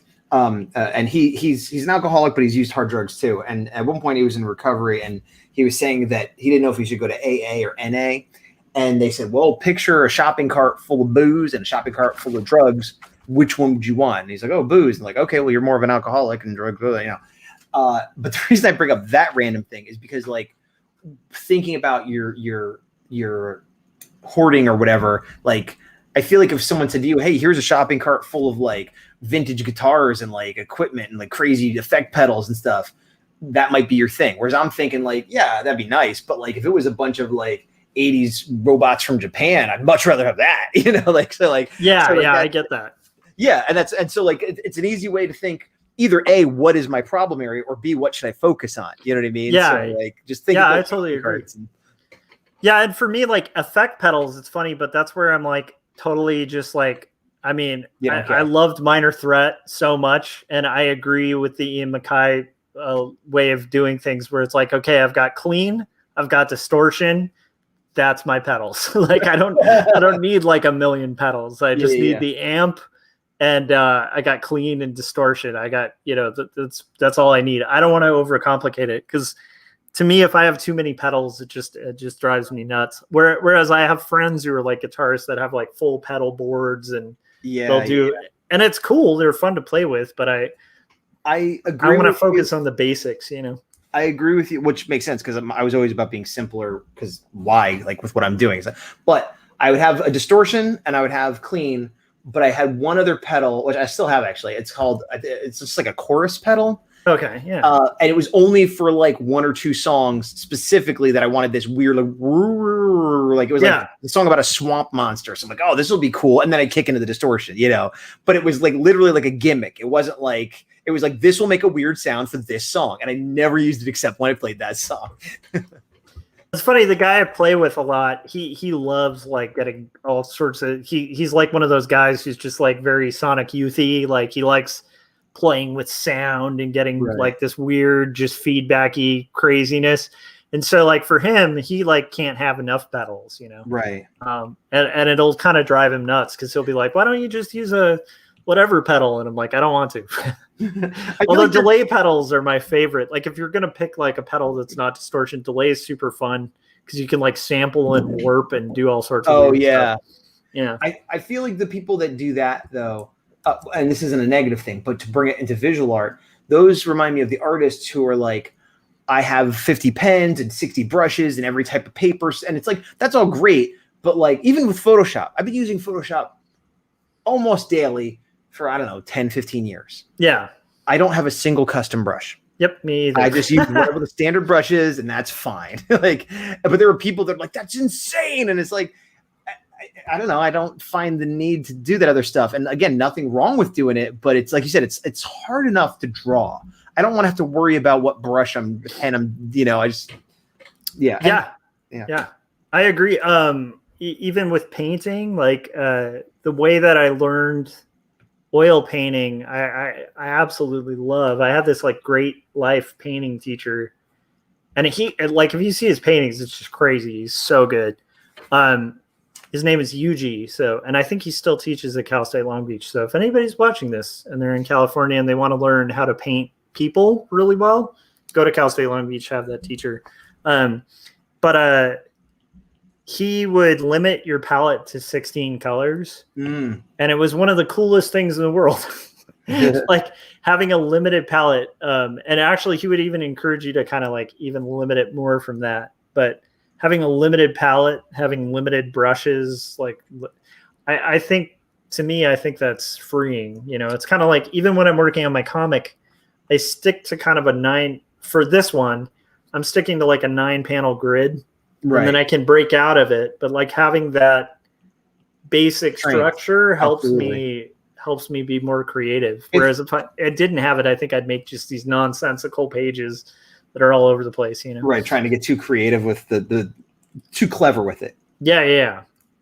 I prefer to work in black and white whenever I can. I do a lot of color, and I've gotten pretty decent at color just because I had to, and it happened, you know, and I've been hired as a colorist, which is crazy to me because I like black and white. You know what I mean? Like if the world would, if the world wouldn't need color to look at it, or they wouldn't need color to pay me, or whatever my goal is, like most of the time it needs color. And I don't hate color, but like I'd be happy to work in shades of black and white forever. Like, yeah. Like to me, if I could just work in straight black and white, no shades, anything, just straight black and white, I'd be a happy man. I do like shades of gray. I do like using like I have my 2 packs of Copics that are just gray. And I like, you know, back in the day, I used to like duo shade paper and Zipatone and all that stuff. So like, yeah, I do like that aesthetic, but I could get away with just black and white too if I had to, you know. I love it. That's cool. So how do you navigate making time? Because you were talking about that on, I think, your last vlog. Mm-hmm. How are you dealing with like making time for your own personal stuff? It's hard to. Not well. I mean, yeah. I mean, it's, you know, it's not well. I mean, I'm not saying that like, oh, it was me. I'm in a depressed funk or anything. It's sort of just a statement of fact. Yeah.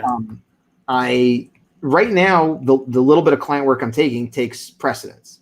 And so it's sort of like, okay, is my client work done? Yes.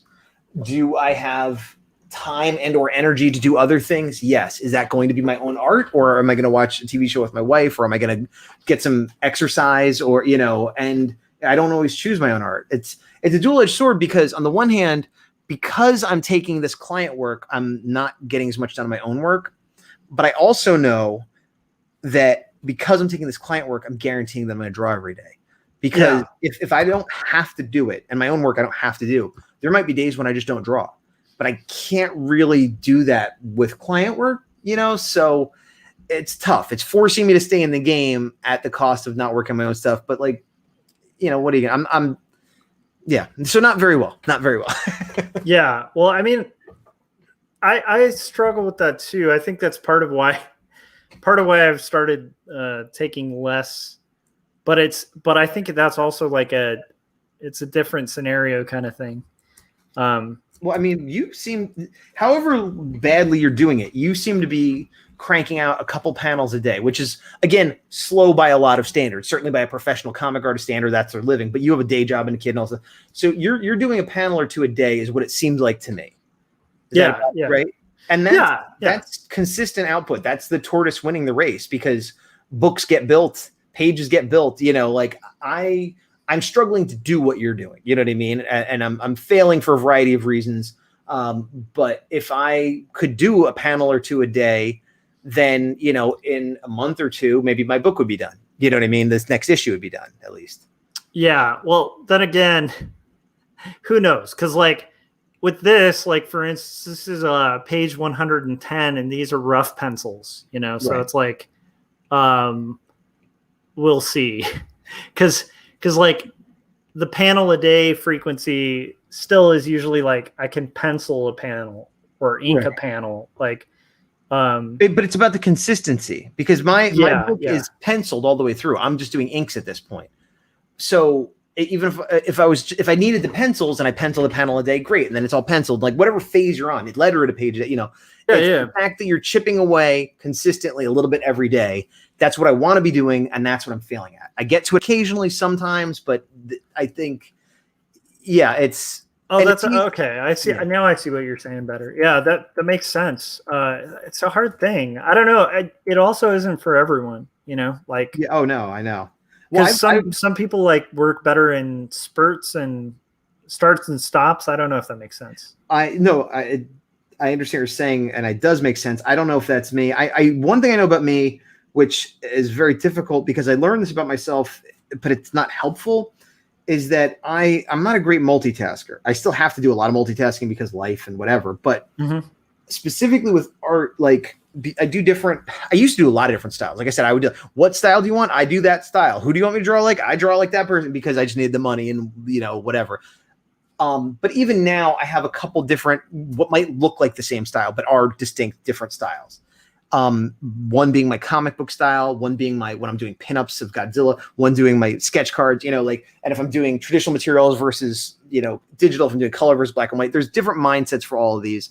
And of course, if I'm laying out a page and doing panels in a page, that's different than doing 11 by 17 image that stands alone. So if I'm in the sketch card zone right now. Like the first couple I'm sort of struggling with, but I've been doing it every day for a while. I'm like, okay, I know what I'm doing. I have my system down. Not that I don't struggle and make mistakes, but it's like I know beginning to end what I'm going to do and how to do it, and I get in that groove. Yeah, it's like a flow state. Yeah. Ish. I mean, you could argue that, but I'm not even saying like today after a half hour I'm in the flow state. I'm saying because I did it yesterday, I know what I'm doing today, and I know what I'm going to do tomorrow. And like, we have different ways of looking at things too. So to me, it's a lot more mechanical. To me, it's a lot more assembly line. Like I understand the process of what I need to do. Yeah. And when I do say, oh, you know what, I've got an hour or two, let me work on the horror. It's like, oh yeah, okay, what was I doing on this page? All right, okay. And what brushes were I using? What diameter? What grades? And so everything becomes frustrating and takes longer. And then if I switch and I get a commission, oh, this is traditional, but it's, and so given my druthers, I would do nothing but work on my comic for like 6 months, and then nothing but sketch cards for 2 months, and then nothing but, and then in between I would take a break and do no drawing at all and just fix up the house and hang out with my kid, but life doesn't work that way. So I kind of know this about myself, but it's not useful information.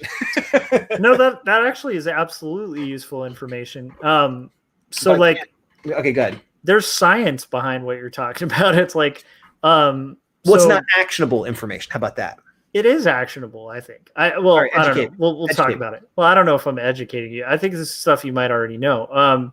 It's just so like one of my goals, and it's kind of a bummer because like during COVID we were at a smaller staff size, but like where I work, one of my goals has been to try to create more sort of like singular focused members of my team so that they're not spread out between like doing art for multiple departments, but you have like a crew that's working on one department and a crew that's working on the other, and then like a couple cross headers, right? So it's like aiming to get more specialists, because when you can design that, like you end up with more productivity because people in general tend to not be really great at multitasking. There's kind of a myth about it, and really every time you have to switch modes of thinking, you pay kind of like a task switching penalty. Yes. So what you're describing is not that unusual. Like for me, this thumbnail is going to take me probably twice as long because I switched gears and was doing that pitch project. Yeah. And so to get back in well, I was calling it a flow state, but whatever you want to call it, like to get back in the zone where it's like you have, like the way you described it, like where you know what you're getting into. And so it's like, the process. The uncertainty, there's less uncertainty. Yeah. And there's less like time to kind of get back in acquaintance with it, where it's like, you're like, oh, okay, I remember this process and it takes like an hour or whatever to get warmed up and get into it. Yeah.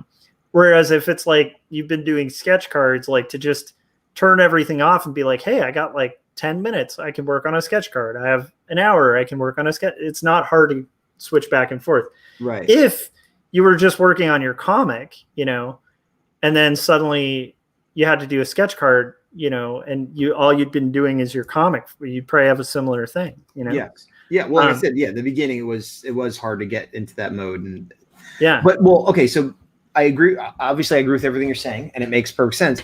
But what I was saying is, in the situation I'm in, how is that actionable though? Because I can't really do a ton about my situation. You know what I mean?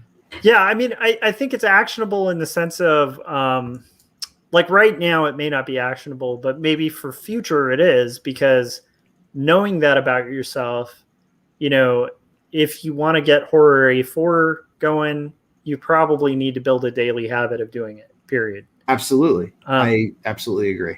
Yeah, because if you miss that daily habit, it's probably just not going to get done. Or Right. it's going to get done, but just at like an incrementally longer pace, you know? Which is where I am right now, because it's getting done. I haven't given up on it, but it's ridiculously slow. Yeah. But when I say what can I do about it, it's a combination of life and child responsibilities and other art jobs I may take here and there, and let you know. So I don't know, other than saying I'm not taking any artwork but the horror, which I guess theoretically I could do, but I'm not doing that. So that's the catch, is like you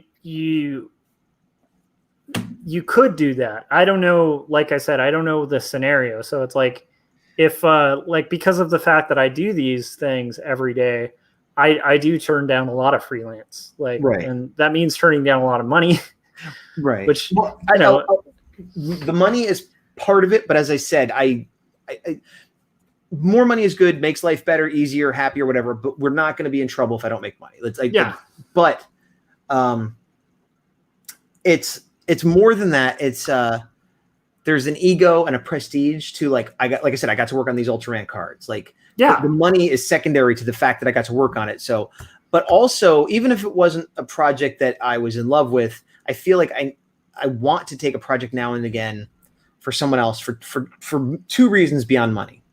One is, and this is just like imposter syndrome, 100%, which, you know, we've all been guilty of, and I definitely, to prove that I'm still a good enough artist that other people will pay me, to prove that I'm still a working artist, to prove that I'm not just someone that doodles for myself, like, which is ridiculous, and I recognize it's ridiculous, but that's a part of me that I every now and then need to feed. But even if I got rid of that, even if it wasn't for the money, and even if it wasn't for the proving that someone else says I'm good enough to be an artist, when I'm working on the comic, a lot of times I don't want to show what's happening, or even if I do, it's like 4 lines on a panel once in a while. I don't get that feedback. You know, I like having feedback from people, seeing what I'm working on, saying, you know, like, oh, get a like or give me a comment, and it energizes me, the feedback. And so if the only thing I'm working on is my comic, I feel like I don't get that as much, because it does become a boring feed of like, oh, here's that panel rough, here's that panel penciled, here's that panel inked, here's that, you know.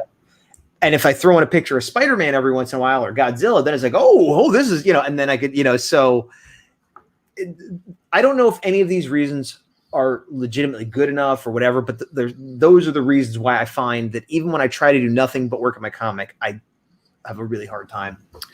Yeah, I mean, I did too. Part of it's like, you know, when I took the gig as like an art director, it's like up until then it was all freelance.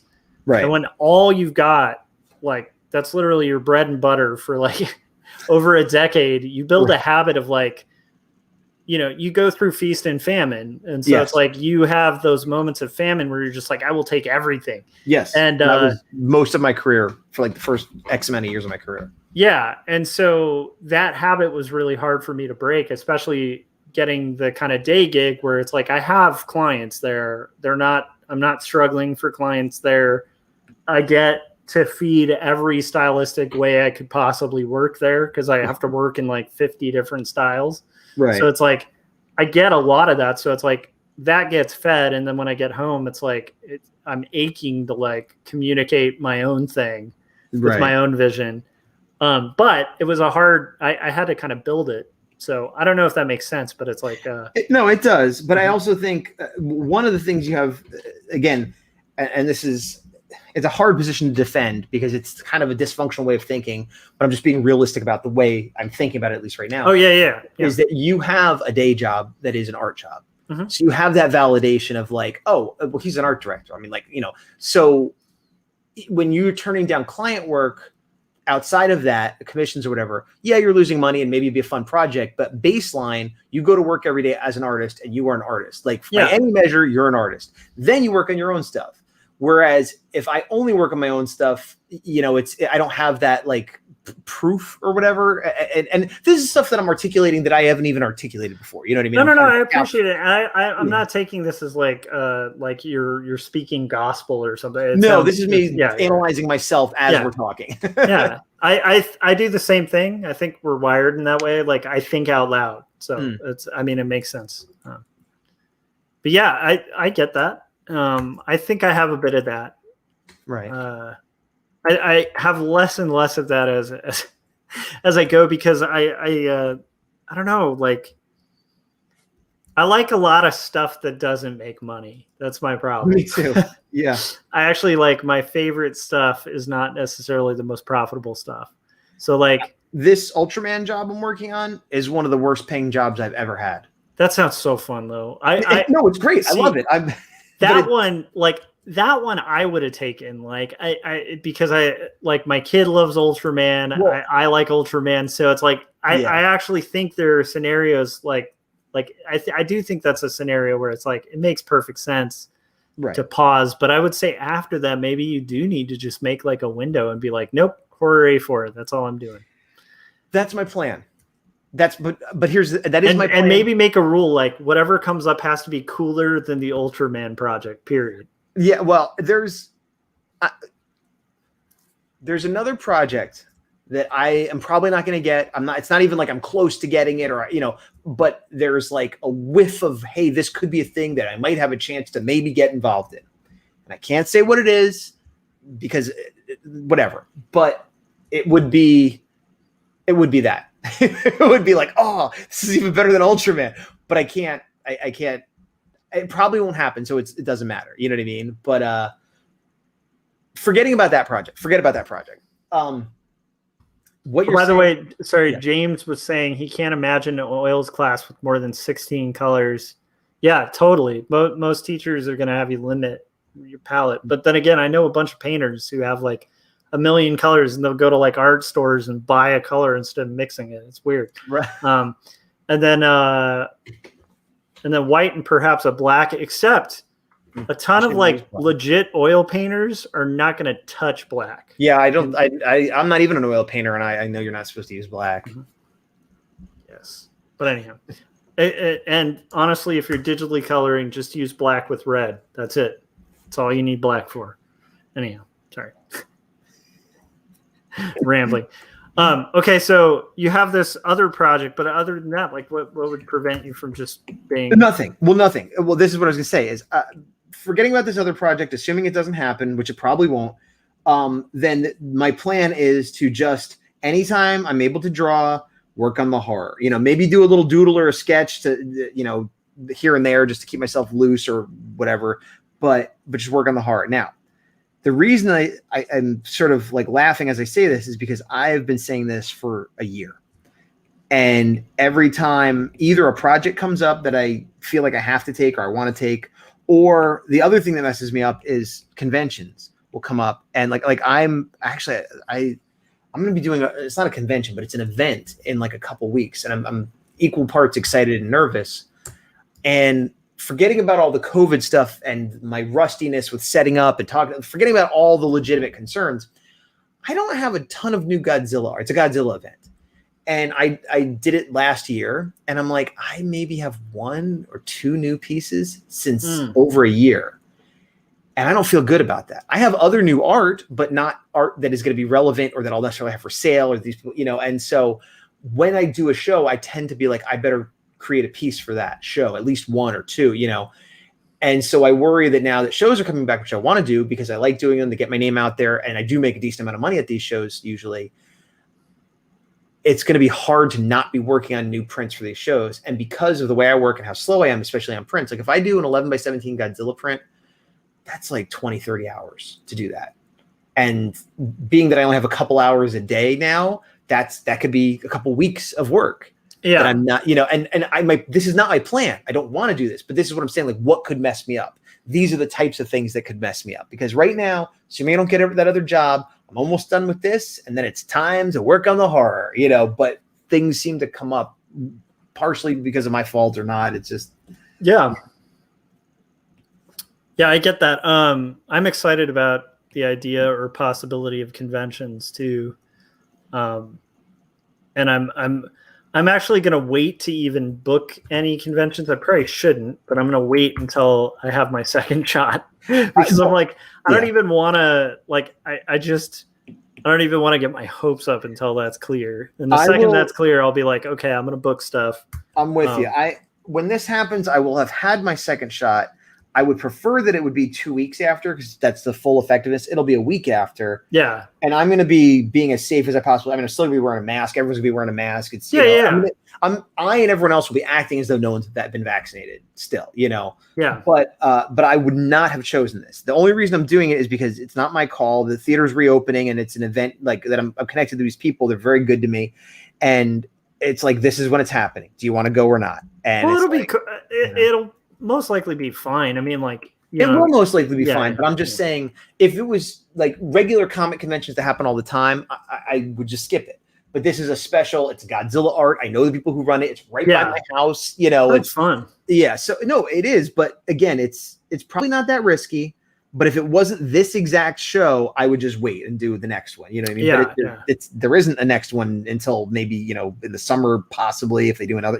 So got it. Yeah. It's like a. Yeah, that makes sense. And to me, I'm actually excited about the prospect of even starting that. Well, because you were about to start doing a lot of shows kind of right before COVID, right?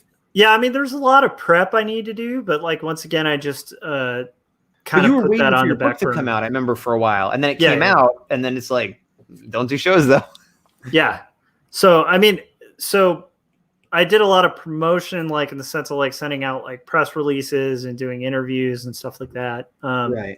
But it's I have a whole scheme that I want to try too, or I actually want to go to comic shops themselves and try going to a different few every week. Because we're in California, so it's dude, there's comic shops everywhere. Oh yeah. So in theory, I could just do that every weekend and work my way, up the coast and down the coast, but we'll see. I mean, there's a lot of little plans and stuff, but ideally I'd like to start booking indie shows. I definitely don't think I'm going to book any of the big ones yet. Right. Yeah. What indie shows are even good anymore? I have no idea. That's where I'll have to just kind of find out and probably partner with friends and stuff. Cause I don't really want to pony up for a whole booth. I mean, depending on where you go, it might not be that expensive. Yeah. We'll see. Yeah. Because all I'm going to be selling is the comic. That's true. That makes it a lot harder. Yeah. I'm not planning on selling prints or anything. Yeah. I'm going to try the big wild experiment. That's the big experiment. Yeah. And I think what I've observed, and who knows, your book might be a runaway hit. You might be a great salesperson. But my observation is, generally speaking, if you only sell your book, you will absolutely sell more of your book than I will of mine, for example. Assuming the quality is the same, assuming the interest is the same, you will I might sell 8 and you might sell 20. I might sell 10, you might sell 50. But the profit margin is so low that the person with the prints, even if I don't sell as many comics, I will definitely make more money. So if your goal is to make your money back and make a profit, just selling comics is going to be super, super hard. But if your goal is to sell as many comics as possible, then what you're doing is probably the way to do it. Yeah, that's my goal is and also, basically just make more sales of the comic. So, but I'm not necessarily planning on making a ton. And because it's a trade, I think I'll have a larger profit. Oh, margin. That's true. That is absolutely true. Something in floppies. Yeah. Good call. Because if I could sell, 20 of them, that's a pretty good day. It's, you're right. I completely forgot about the trade thing. I'm gonna have to go. I finished the roughs for my sketch card here. Oh, sweet. Which is more than I thought I was going to do today. So thank you for helping me get it.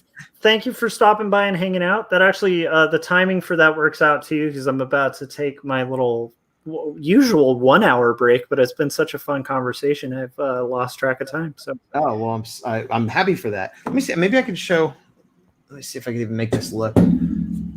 Oh, I don't think I can make it happen. Oh, wait, there we go. There we go. So we got Ultraman chucking his Ultra Slash. And this, you see how big I drew it? But it's going to be a card about that big. That is so rad. So, okay, so if somebody's seeing that and they want to, possibly get in on the potential to maybe get one of those sketch cards, where would they go? Well, the Kickstarter just ended 2 days ago. It's RR Parks Cards is the name of the card company, and you can find them on whatever social media. They're on Instagram and Facebook and all that. Richard Parks is the guy who owns it. It's a small company, but they get a lot of big properties. I did another set for him for Mystery Science Theater. They do Three Stooges. I'm forgetting the rest. Sharknado. So look for RR Parks Cards or Richard Parks Cards. The Kickstarter just ended. It was super successful. Like I think they wanted like $20,000 and they got like $120,000, something. Like, it was ridiculous successful, which is again why I'm doing more cards. Like it's done and I'm hurrying up to give them these cards later this month. I think they're going to be selling boxes and packs after the fact. I'm not sure if it's going to be through the Kickstarter or where. They're not available right now. They're not available at all because the Kickstarter ended and the normal selling hasn't started yet. But that's the company to look for, and it's just Ultraman. And I think I could say this. I'm going to say it. I'm pretty sure it's not a secret. The idea was that if this set went well, because this is covering the very first Ultraman show and a show called Ultra Q that predated it, that was kind of like a Twilight Zone. And if this set does well, then they're going to do more sets. And this set has done well. So the next set will be Ultra 7, which was the following series, and possibly the one after. And theoretically, he will keep doing these chronologically as long as they keep selling, and take all that with a grain of salt, because this is just what I've been told. I'm not. Yeah, that's cool though.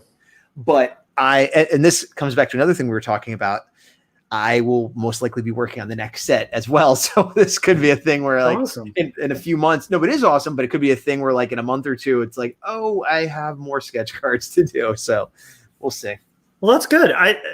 Otherwise, I think, I do want to encourage people to check out the Horror A4 too, because it's really cool and the art's really cool.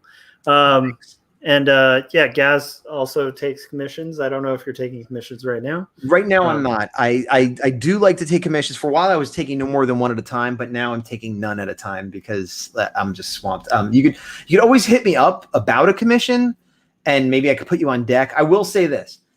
I'm much more likely to take a commission if it's going to be Godzilla, Power Rangers, robots, something kind of in my wheelhouse that I can maybe make a print of later, because I can kind of justify making the time and whatever. Mm-hmm. Doesn't mean I won't do other stuff, but if it's like you want the Punisher, let's say, it's going to be a year before I do it. Whereas if you want Godzilla, maybe in a month or two, I'll do a Godzilla. I love it. That's cool. Cool. Well, thanks, Gaz. Thanks for coming on. No, this was awesome. Thanks so much. So you really got me to do more work tonight than I was going to. So thank you. Oh, cool. Well, I'm going to be doing live streams every once in a while, so you're always welcome to hop on. I love it. I hope not to be up this late again. Who knows? All right, man. Have a good night. All right. And with that being said, I'm going to take about a 5-minute break, and then I'll be right back. So I will see you guys then. Did I say 5 minutes? I mean 20 seconds.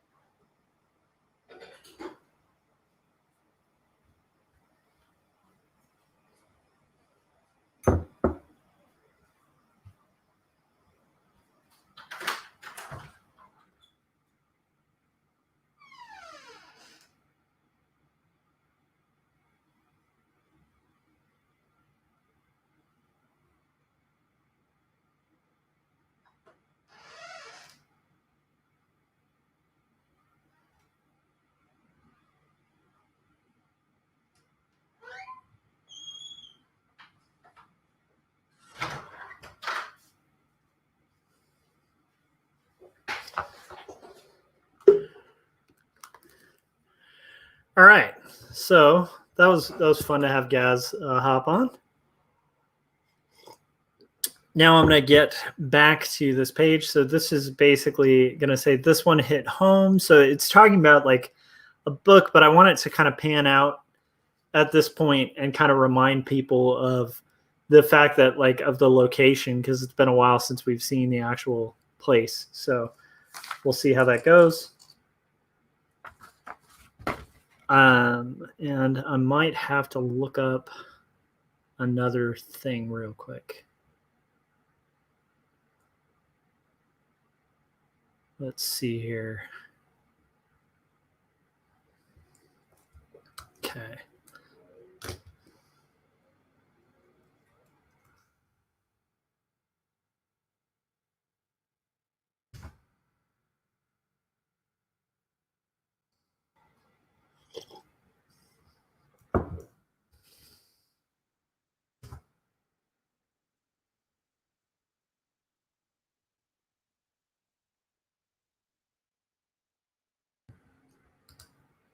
All right, I'm just going to look at the view of the apartment.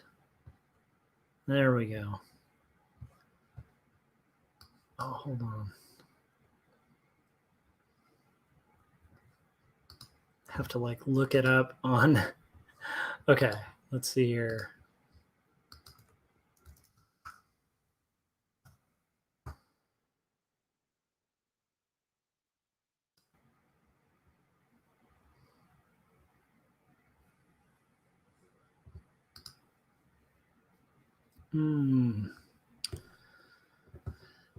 Oh, there we go. Okay.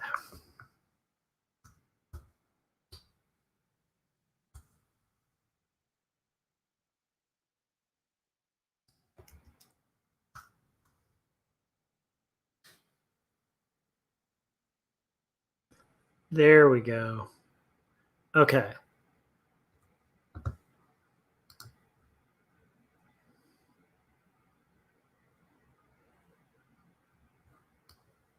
I think that might do it.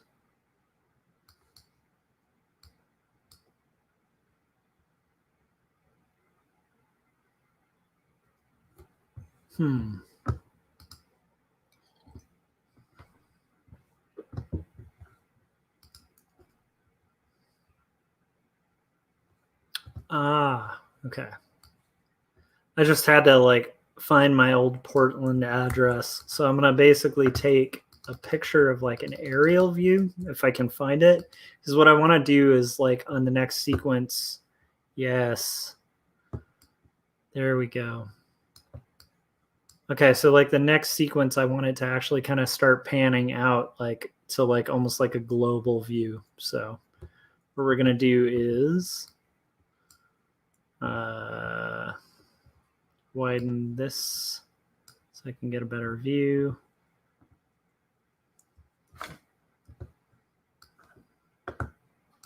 Okay, cool. I think I got a good screenshot to kind of work from. And we're back to kind of working.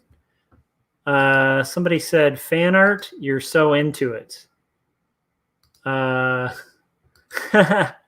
I was super into to working on the like finding some references for this sequence. So this is definitely not fan art. It's I'm working on book 2 of my graphic novel 2 Stories. Book 1 is available right now on Amazon, and like right now I'm working on tight thumbnails for the second book, and this is page 110. So that's what I'm working on. Abdul Aziz. So yeah. How are you doing, by the way? So that's over on Twitch too. This is streaming to both Twitch and YouTube. So okay, so here we go, and this is going to be right here where it says. So I'm working from a script. This is the script page that I'm working on, and then I have about 5 pages left. The cool thing is, like, once I'm done with these rough like these tight roughs, then I can start working on creating the final layouts and typography, and then from there, like gathering photo references and stuff like that, and then doing tight pencils, and then from there, traditionally inking the whole thing. So hopefully live streaming while I'm doing that. Obviously, I'm not going to be able to do all that tonight, but that's kind of what I'll probably be working on for the next year or so. So, yeah. But if you're just joining and you're kind of curious, you can check out 2 Stories on Amazon. It's at like a reduced rate right now for about half the cost that it usually would be going for, which is pretty awesome.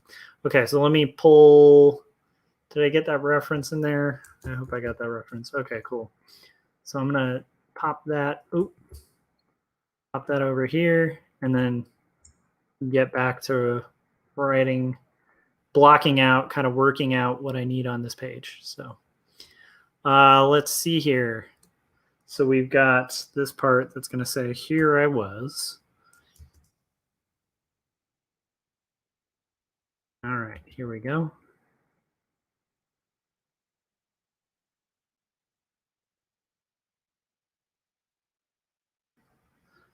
So the beauty of this is like, I think it'll be about 125 pages. And once I'm done with this thumbnail rough stage, I'll be about a third of the way through the book project, which is pretty cool. Portland.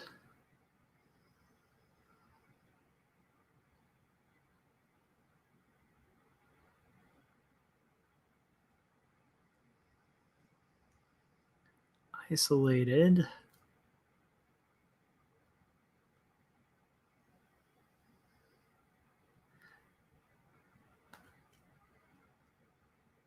So also Abdulaziz, the comic is an autobiographical indie comic about faith and mental illness, and that's like the project that I'm working on. Okay, having.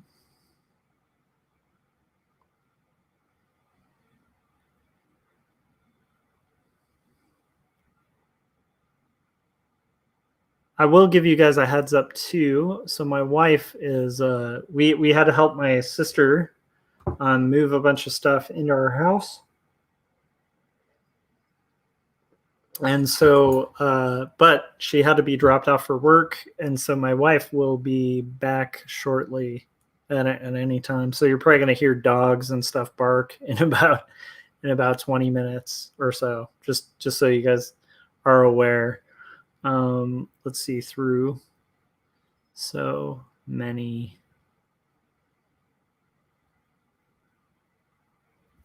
Okay, I think that's too much text. I think I need to break it out. So it just says isolated. Then it's going to zoom out. So when I'm blocking these out, I'm trying to think of like the most emotionally impactful way I can kind of show something. And that's something I try to consider, and whether I'm successful at it or not, that's something I kind of keep in mind each time I'm working on a page.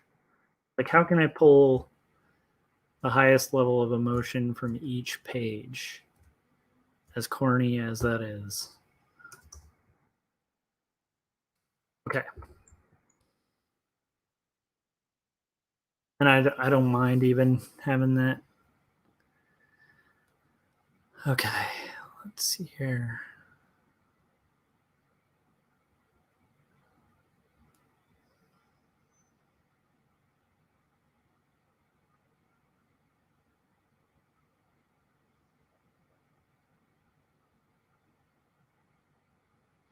So this is where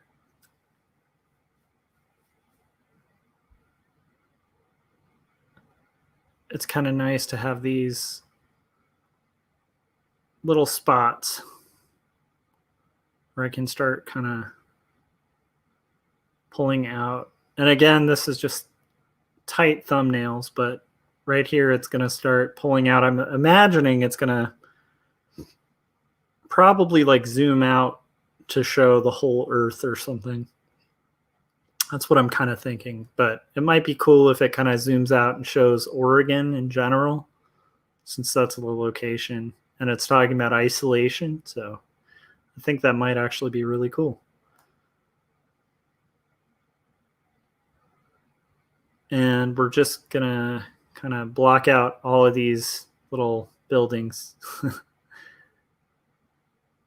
kind of focusing on one particular point in it.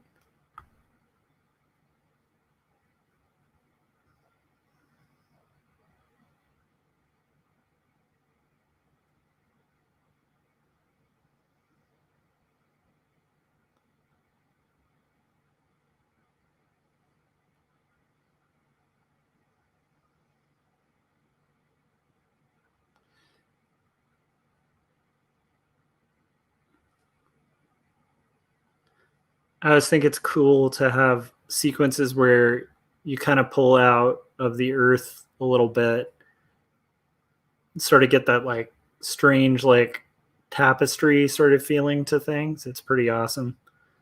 Um, I mean, this will make more sense once I add shading and more detail, but sort of working out these blocks.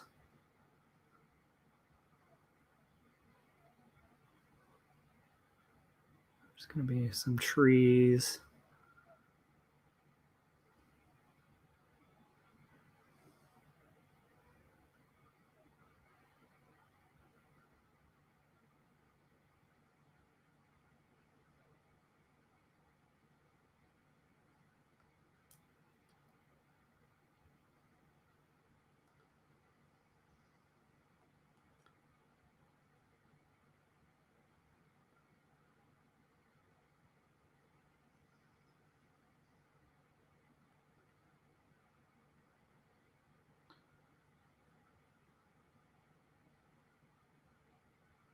So yeah, so like the cool thing about today was just like I said, pretty happy that I got to kind of work on some creative stuff outside of just art, and being able to kind of block out those that music and those songs and stuff was really cool. And it's coming out pretty cool. So I kind of like the weird music projects that I do, because it's like a difference from like what I do on a like for a living and stuff. Because I draw so often, um, it's just like it's nice to have a different creative outlet that I get to feed every once in a while. It was kind of neat to have like a day where I was able to kind of do that. Okay, so here we go. We're gonna kind of block out some nice some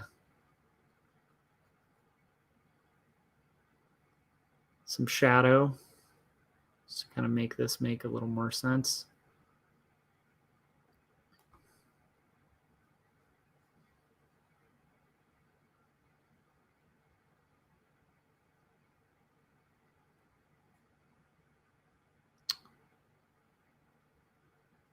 And what I'm excited about too is I kind of was hoping that I'd be able to do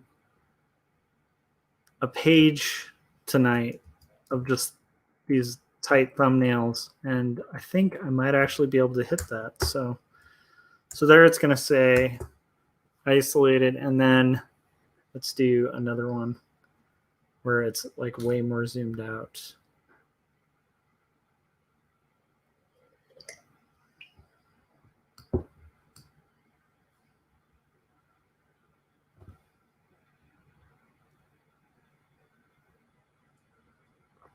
Ooh, actually like that.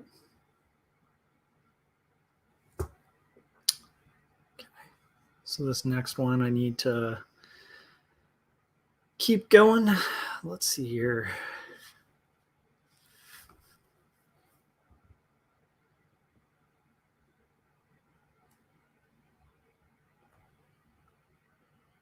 Let's see. Latest screenshot. Okay, this is perfect. So this is going to be where it gets into that like weird tapestry business. Okay, cool.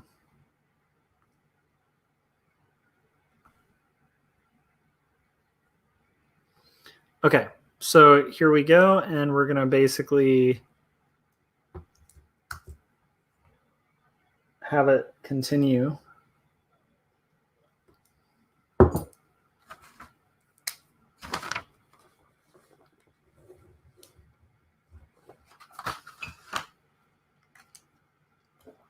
Okay, and it's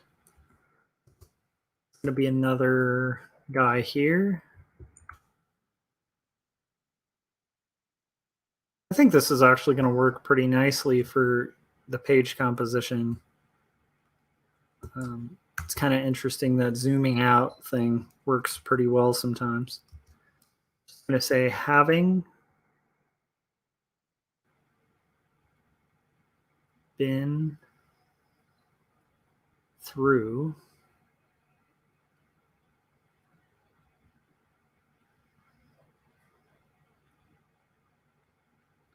so many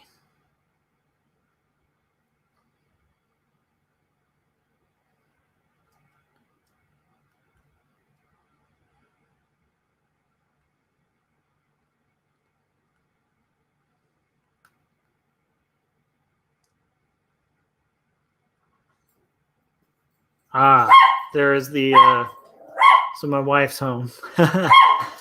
She'll be dogs will be making a lot of noise.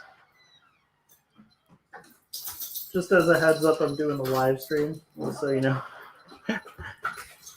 Wanted to give her a heads up just in case. Let's see, having been through so many situations where I felt the dogs are pretty stoked, though, I think.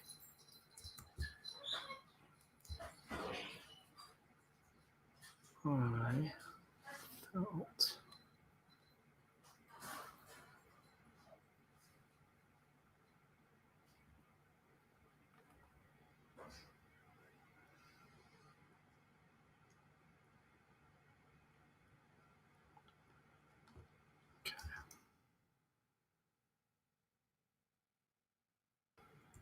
okay. And this is just going to be like a weird map, so probably just grab those.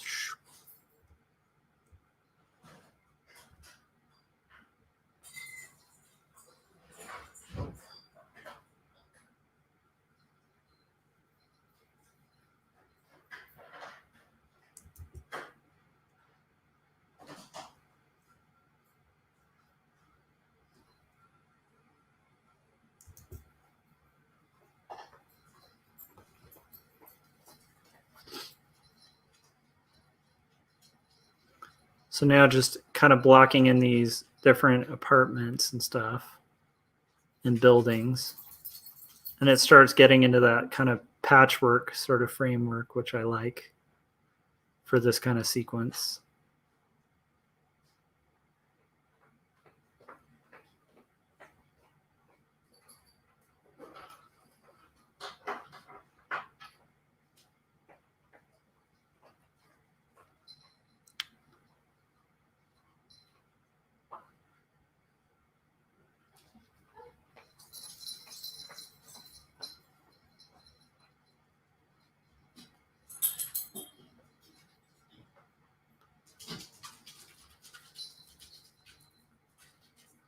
And again, like this is just a thumbnail, but at least this kind of gets us closer to an idea of like what the staging is going to look like in the final, which I think is actually pretty cool.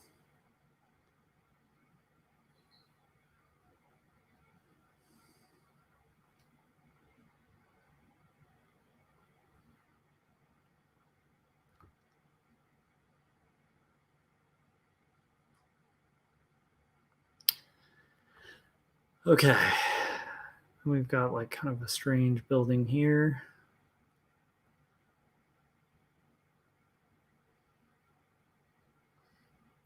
definitely like a city grid here where it's going to be more.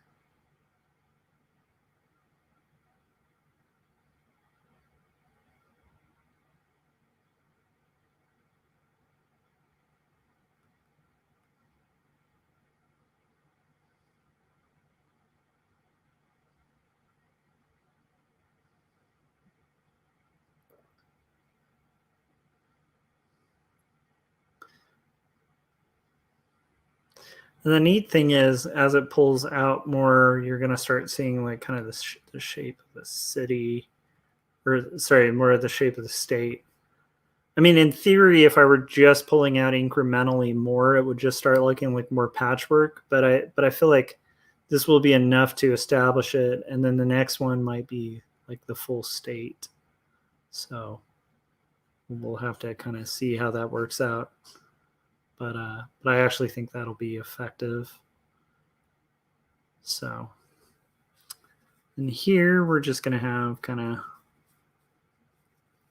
desolate road areas. And again, just some shading just to like be able to figure out like what I was thinking. Because the whole purpose of like thumbnails and roughs is for me to know what I'm doing for the final. So as long as I have a rough idea of what this is supposed to be, it's going to basically help me out when it comes to the finish. So adding a little bit more shade, shadows.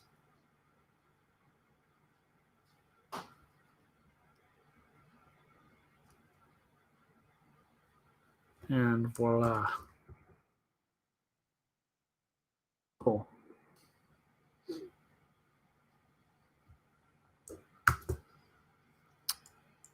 And awesome. Okay, I do need to step out for like 2 seconds, but I'm going to finish this up tonight. That's my goal. And I should show this real quick.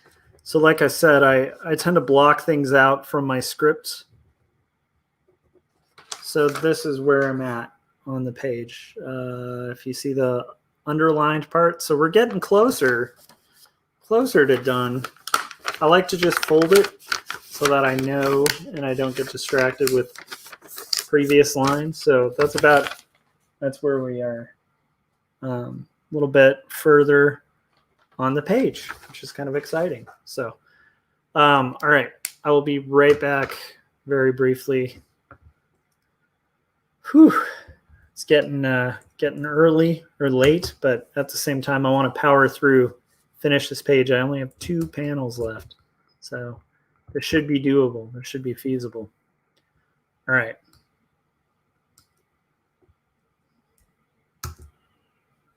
All right.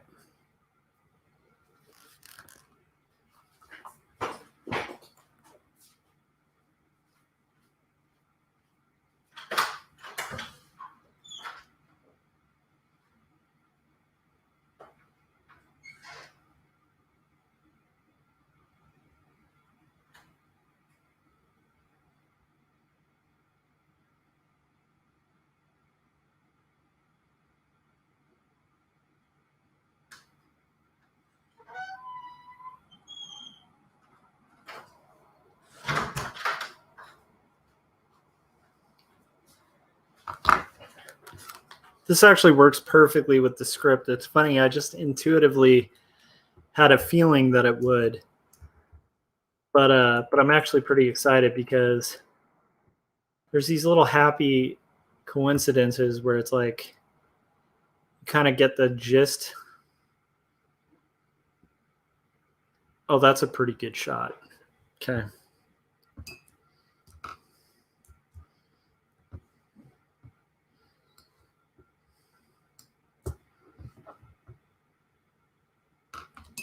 It's a very good shot. Okay. I'm going to grab that. Another thing I do too, as I gather references, is to save myself a lot of time. I'm also storing these references for the final so that I know what I was looking at when I get into like more finished rendering of it. So there we go. So now it's going to be here. Oh my goodness. Okay. This is going to say, I might have gone a little too wide with that last one. So I'm going to actually have it cut in a little bit. Okay. And here it's going to say,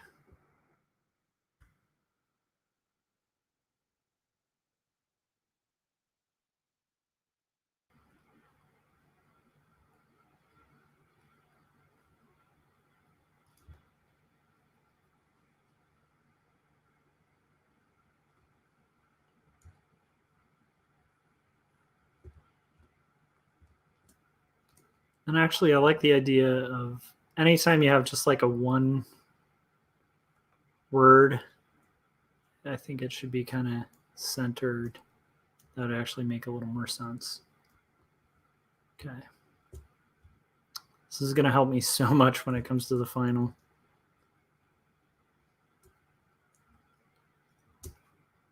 Okay. So I do think this is pretty awesome.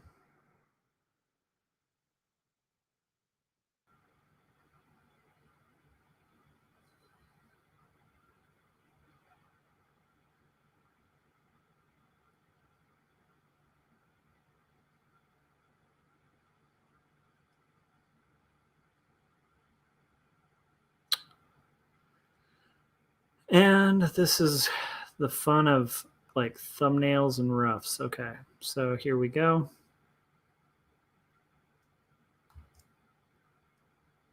Just have like a little bit more of a just definitely like got some stuff here. This is definitely spam. Somebody said, want to become famous, buy followers. And this is on Twitch. I have a suspicion that's not a real person. I think that's a bot, so I'm not going to share it. But welcome, E Mugget. that's the person in the chats. If you're watching on YouTube, you won't be able to see that. But on Twitch, if you head over to Twitch, you can see. I feel like if you're getting like spam comments, though, you must be doing something right. Like there's some kind of algorithm reading what you're working on. Okay, so similarly, just gonna kind of branch this out. I definitely want to make sure these little areas. I know this is nerdy, but I actually think some of this little detail work is good. Like that's a little foresty areas.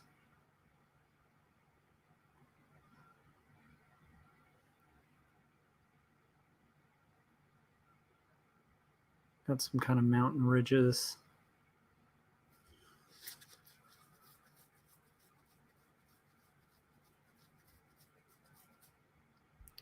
I'm actually excited about this. I know this isn't like the most keen, amazing drawings, but I think like I'm visualizing the final, and I think this is going to be pretty awesome, actually.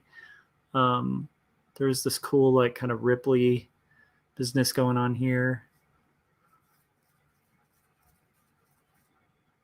Some kind of mountain ridges. Definitely some mountain ridges here.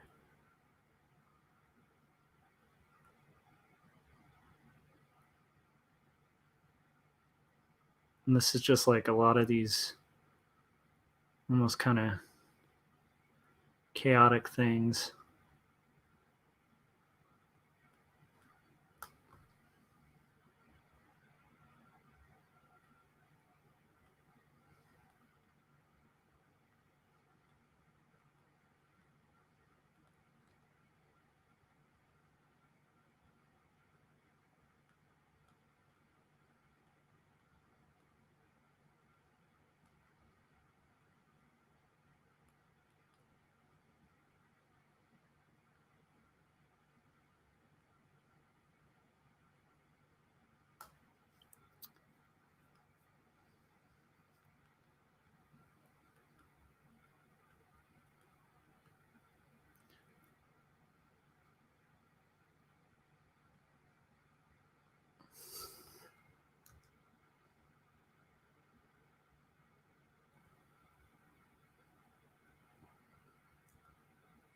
So we're kind of starting to get this page blocked out, and I hope this kind of makes sense. It's like as it sort of zooms out, it's going to be pretty cool, like a view of the U.S. almost.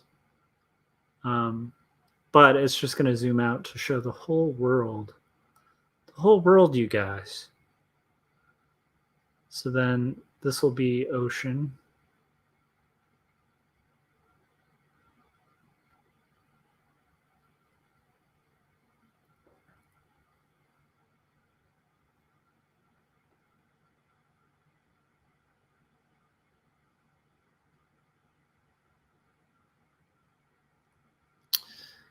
All right, this is the most abstract set of pages that I've worked on in a while, but I think again it's going to have like a really cool impact when the story gets together, because like the thing that's neat about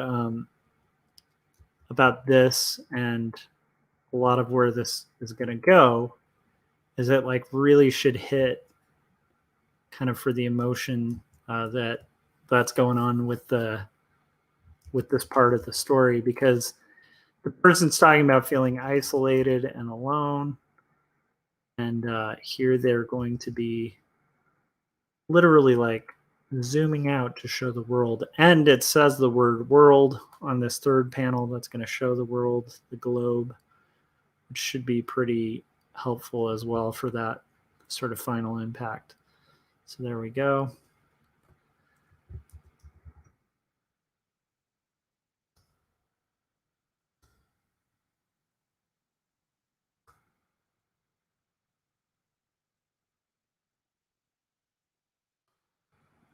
Okay.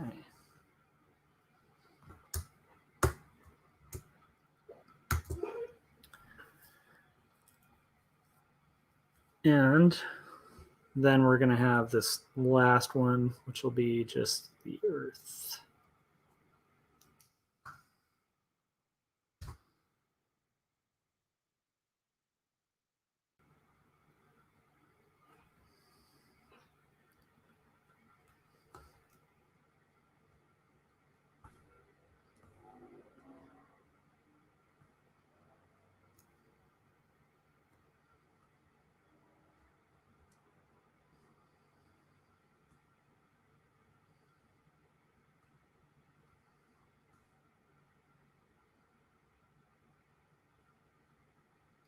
I thought that would be the last one, but let's see.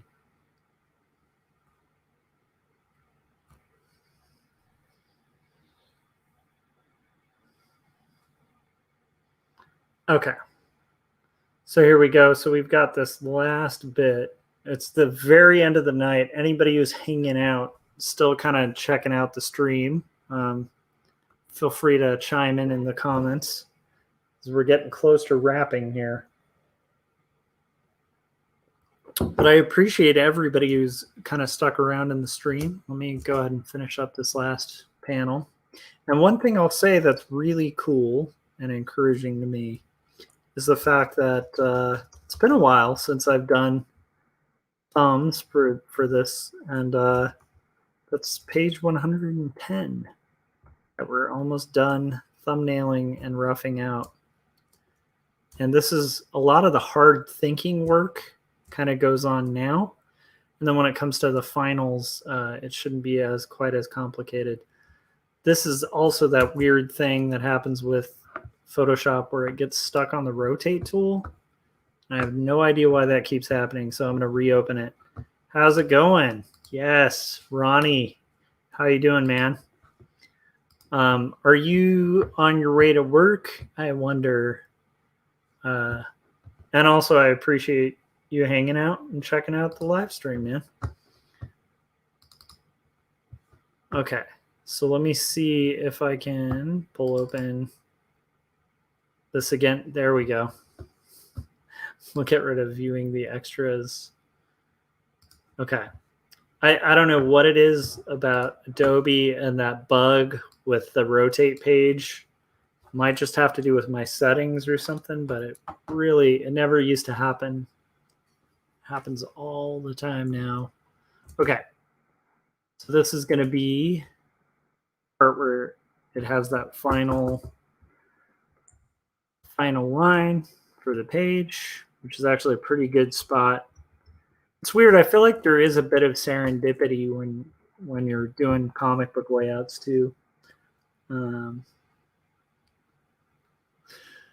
Okay, so this is going to be living in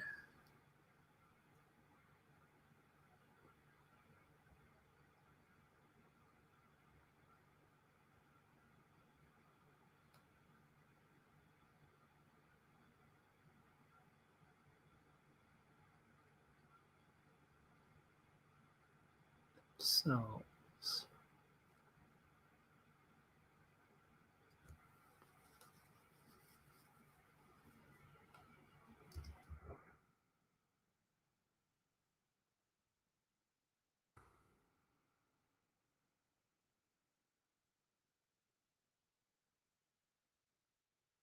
I like the idea of this being free form here.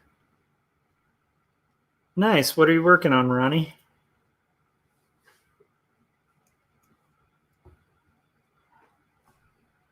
How's the progress on your awesome horror comic? Ronnie, from what I recall, was working on a Victorian themed horror comic that seems to be like full color and very beautiful. Takes place in like 2 different stages of time, periods of time. I was going to open these during the stream, but I'm thinking I'll have to do that some other time. But I did get these cool mini comic bundles sent to me, and I want to highlight them and do an opening, but I'll probably do those on another stream. But I do want to show people those mini comic bundles, because I will tell you, just being subscribed to the mini comics bundle pack from minicomicsbundles.com, it's super fun to have these cool comics kind of show up like every month. It's very exciting. Yeah. Here we're going to do an Earth. Very simple stuff here. All right, let's get this blocked out. And I will say, so like the guy earlier on this stream is Gaz Gretzky, and you should check out his stuff as Gazbot online. That's where all his social media stuff is on. It's fun to chat with him. And he's a good dude. Let's see. And then aside from that, if you haven't yet, I'm sure you guys have, but if you haven't yet, 2 stories, my comic about faith and mental illness. If you want to see a little bit of what the final pages look like, you can get book 1 on Amazon.com for like a really reduced rate. Let me see what else. Okay, so we're doing some very warped US shaped things here.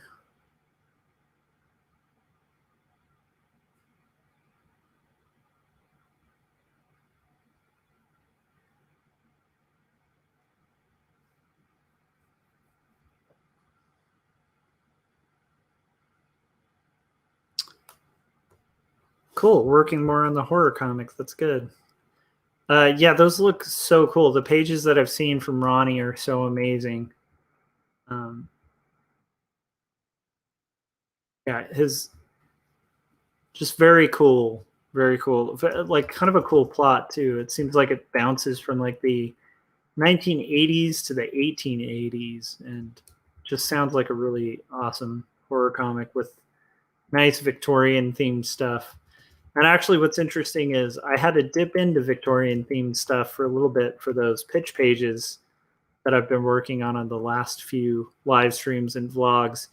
And I will say, you grow an appreciation for anybody theming stuff in that era, because like some really weird costumes and outfits people wore back then. Although it's pretty awesome too, it's super fun. You get to draw a lot of mustaches. Sometimes I wonder if I should just rock a mustache, just straight up mustache. Speaking of, but how is the progress going for that, Ronnie, so far in that horror comic? Hope it's going all right.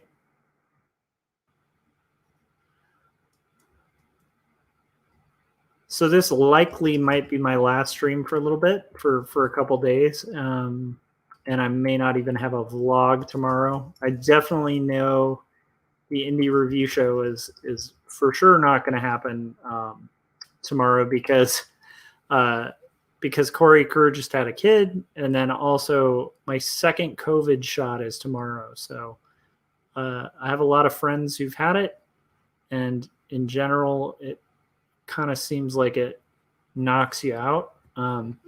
So I am planning on probably not being in the best of shape tomorrow. Oh, cool. Adam was saying he enjoyed my comic collection video. Yeah, I don't know. They're old comics. Squatchy, I don't know if you guys know Squatchy. I'm sure you do. But anyhow, he sells comics quite a bit. And he actually got back to me on that and was like, "Hey, dude, some of those comics are actually worth something." So I think I got to look into it and really think about like what of that collection I might want to part ways with and what I kind of would want to hang on to.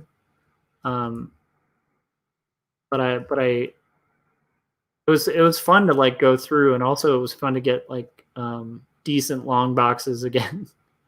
So like those long boxes have literally been with me since like 7th grade. So it was nice to get a new set of long boxes. It's weird. It's like, it's funny that I hadn't really thought to do that. To be fair, my wife actually got them because we've been kind of gradually working on the house and just doing stuff you do when you're working on a house and cleaning a garage and stuff.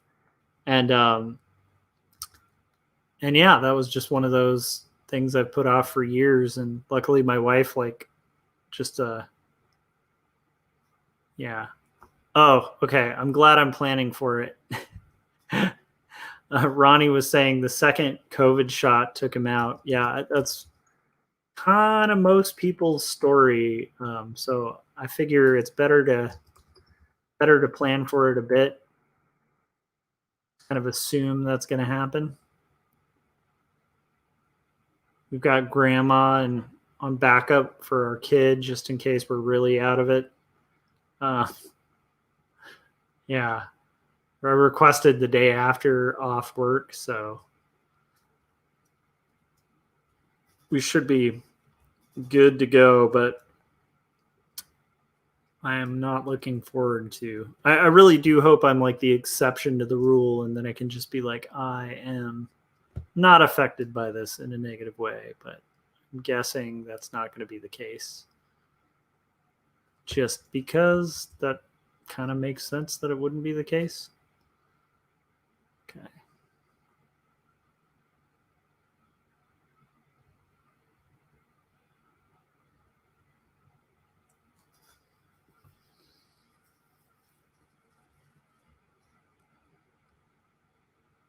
It's funny, I've done a couple world illustrations for this, but for some reason this one's taken me longer. I think it's because it's been a while since I've worked on these thumbnails.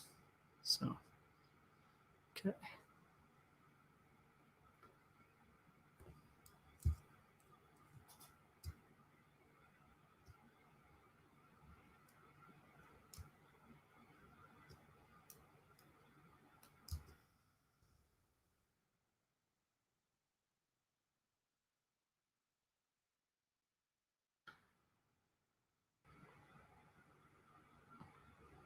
I'm excited though. It's funny because it's like, while the COVID thing, the shot is gonna suck.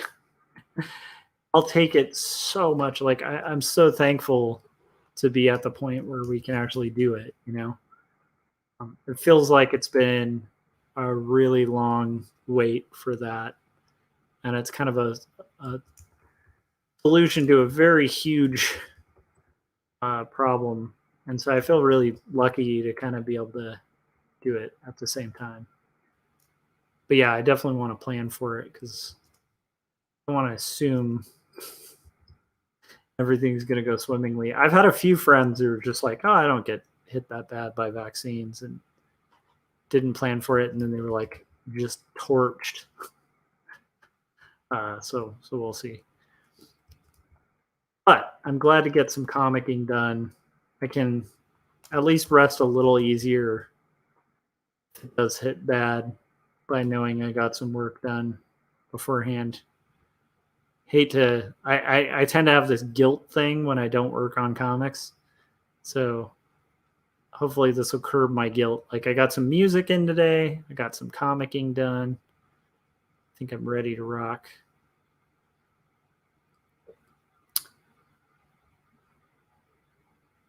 The comics I had as a kid, though, are a mixed bag. Some of which I still really dig. I wouldn't mind actually kind of going through them and kind of rereading them and stuff. That might be kind of fun.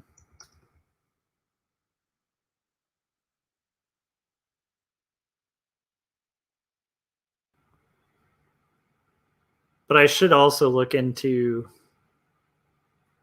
It's just been so long since I've even like sold a comic. Like, it's so funny, but I feel like just a total foreigner in the realm of like collecting kind of stuff because I was like way into it as a kid. I like that. Ronnie, what website are you going to post those comics on so people can check it out? Ronnie said he's going to be posting the horror comic, kind of syndicating it online first to build an audience, which is a good route to go.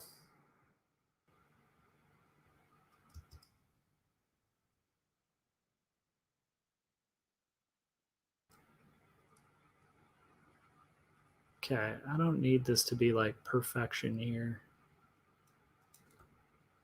I do kind of want it to be a little tighter though.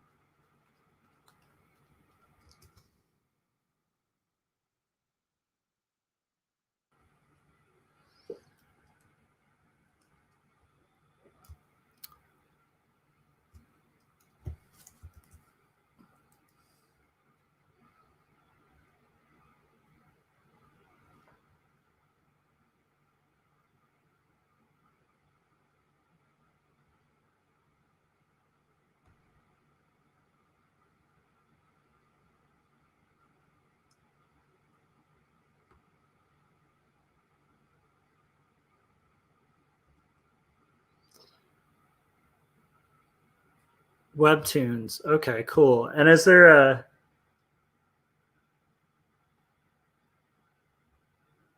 he said, I noticed a lot of the stuff you said you liked was in the past tense. It's a mix. Like there's some that I really dig still. Like for instance, if I were going to get rid of or sell some of those comics, I don't think I'd sell the Max because I that was such a huge part of my childhood, and like I'm sure if I reread it, I'd probably dig it. Plus, I kind of want to find the ones. I know I'm actually in a couple of them because I had a really good friend growing up who I actually met through the letters section. There was like a fan club called like the Max Head, basically. And they had like a pen pal thing, and I one of my good friends growing up, I met through the web through through the Max. So I would hate to get rid of those, but there's some things like some of the early Liefeld stuff I wouldn't mind like parting ways with, you know, but it'd be interesting. And I loved Sam Keith. Like he said, you have a lot of Sam Keith. Yeah, I was like obsessed with Sam Keith. I think my favorite artists around the era when I was like really into buying issues were I mean, of course, in like junior high, I was like obsessed with Todd McFarlane, Sam Keith, and then as I got older, I got like really into Chris Bichello. So that guy was like a huge influence on me. I loved the way he drew. All right. Hey guys, look at that. This is amazing. We got through it. So I'm going to post this on Instagram. I'm going to call it a night. Yeah, you should look in the letters section. I know there's got to be one issue of the Max that has an ad for a Kung Fu's album, and it might even have a picture of it. But that was my band in the 90s, and so we thought it would be cool to advertise our album. So I know that's in one of the issues. I'm gonna have to look through them, and there's a couple like pen pal sections in there. So all right, guys, that is going to do it for me. I managed to accomplish my goal. Thank you for everybody who's watched this. If you haven't yet, so if you haven't yet, pick up 2 stories from Amazon. It's at an even more reduced rate. I think it's like $10 or something. So it's a good time to get it if you want to save some money. Because that's pretty much half off. And then, I think on a plus side, I think I literally have 4 and about a quarter pages left of the script to block out. And then I get to go to final, which is kind of amazing. And then let's see here. I think that'll do it. So you guys, thanks Adam, thanks Ronnie, thank you to Gaz, thanks to James Jarvis who showed up, and also Gaz who hopped on the stream for a little bit, which you can check out at Gazbot. Adam Laurie, which is he makes really good stuff, so I'm gonna call it. Thanks again. And hopefully I don't get totally rocked by Moderna shot number 2. But I appreciate you guys keeping me company, drawing with me, and being creative with me. All right. Have a good night, you guys.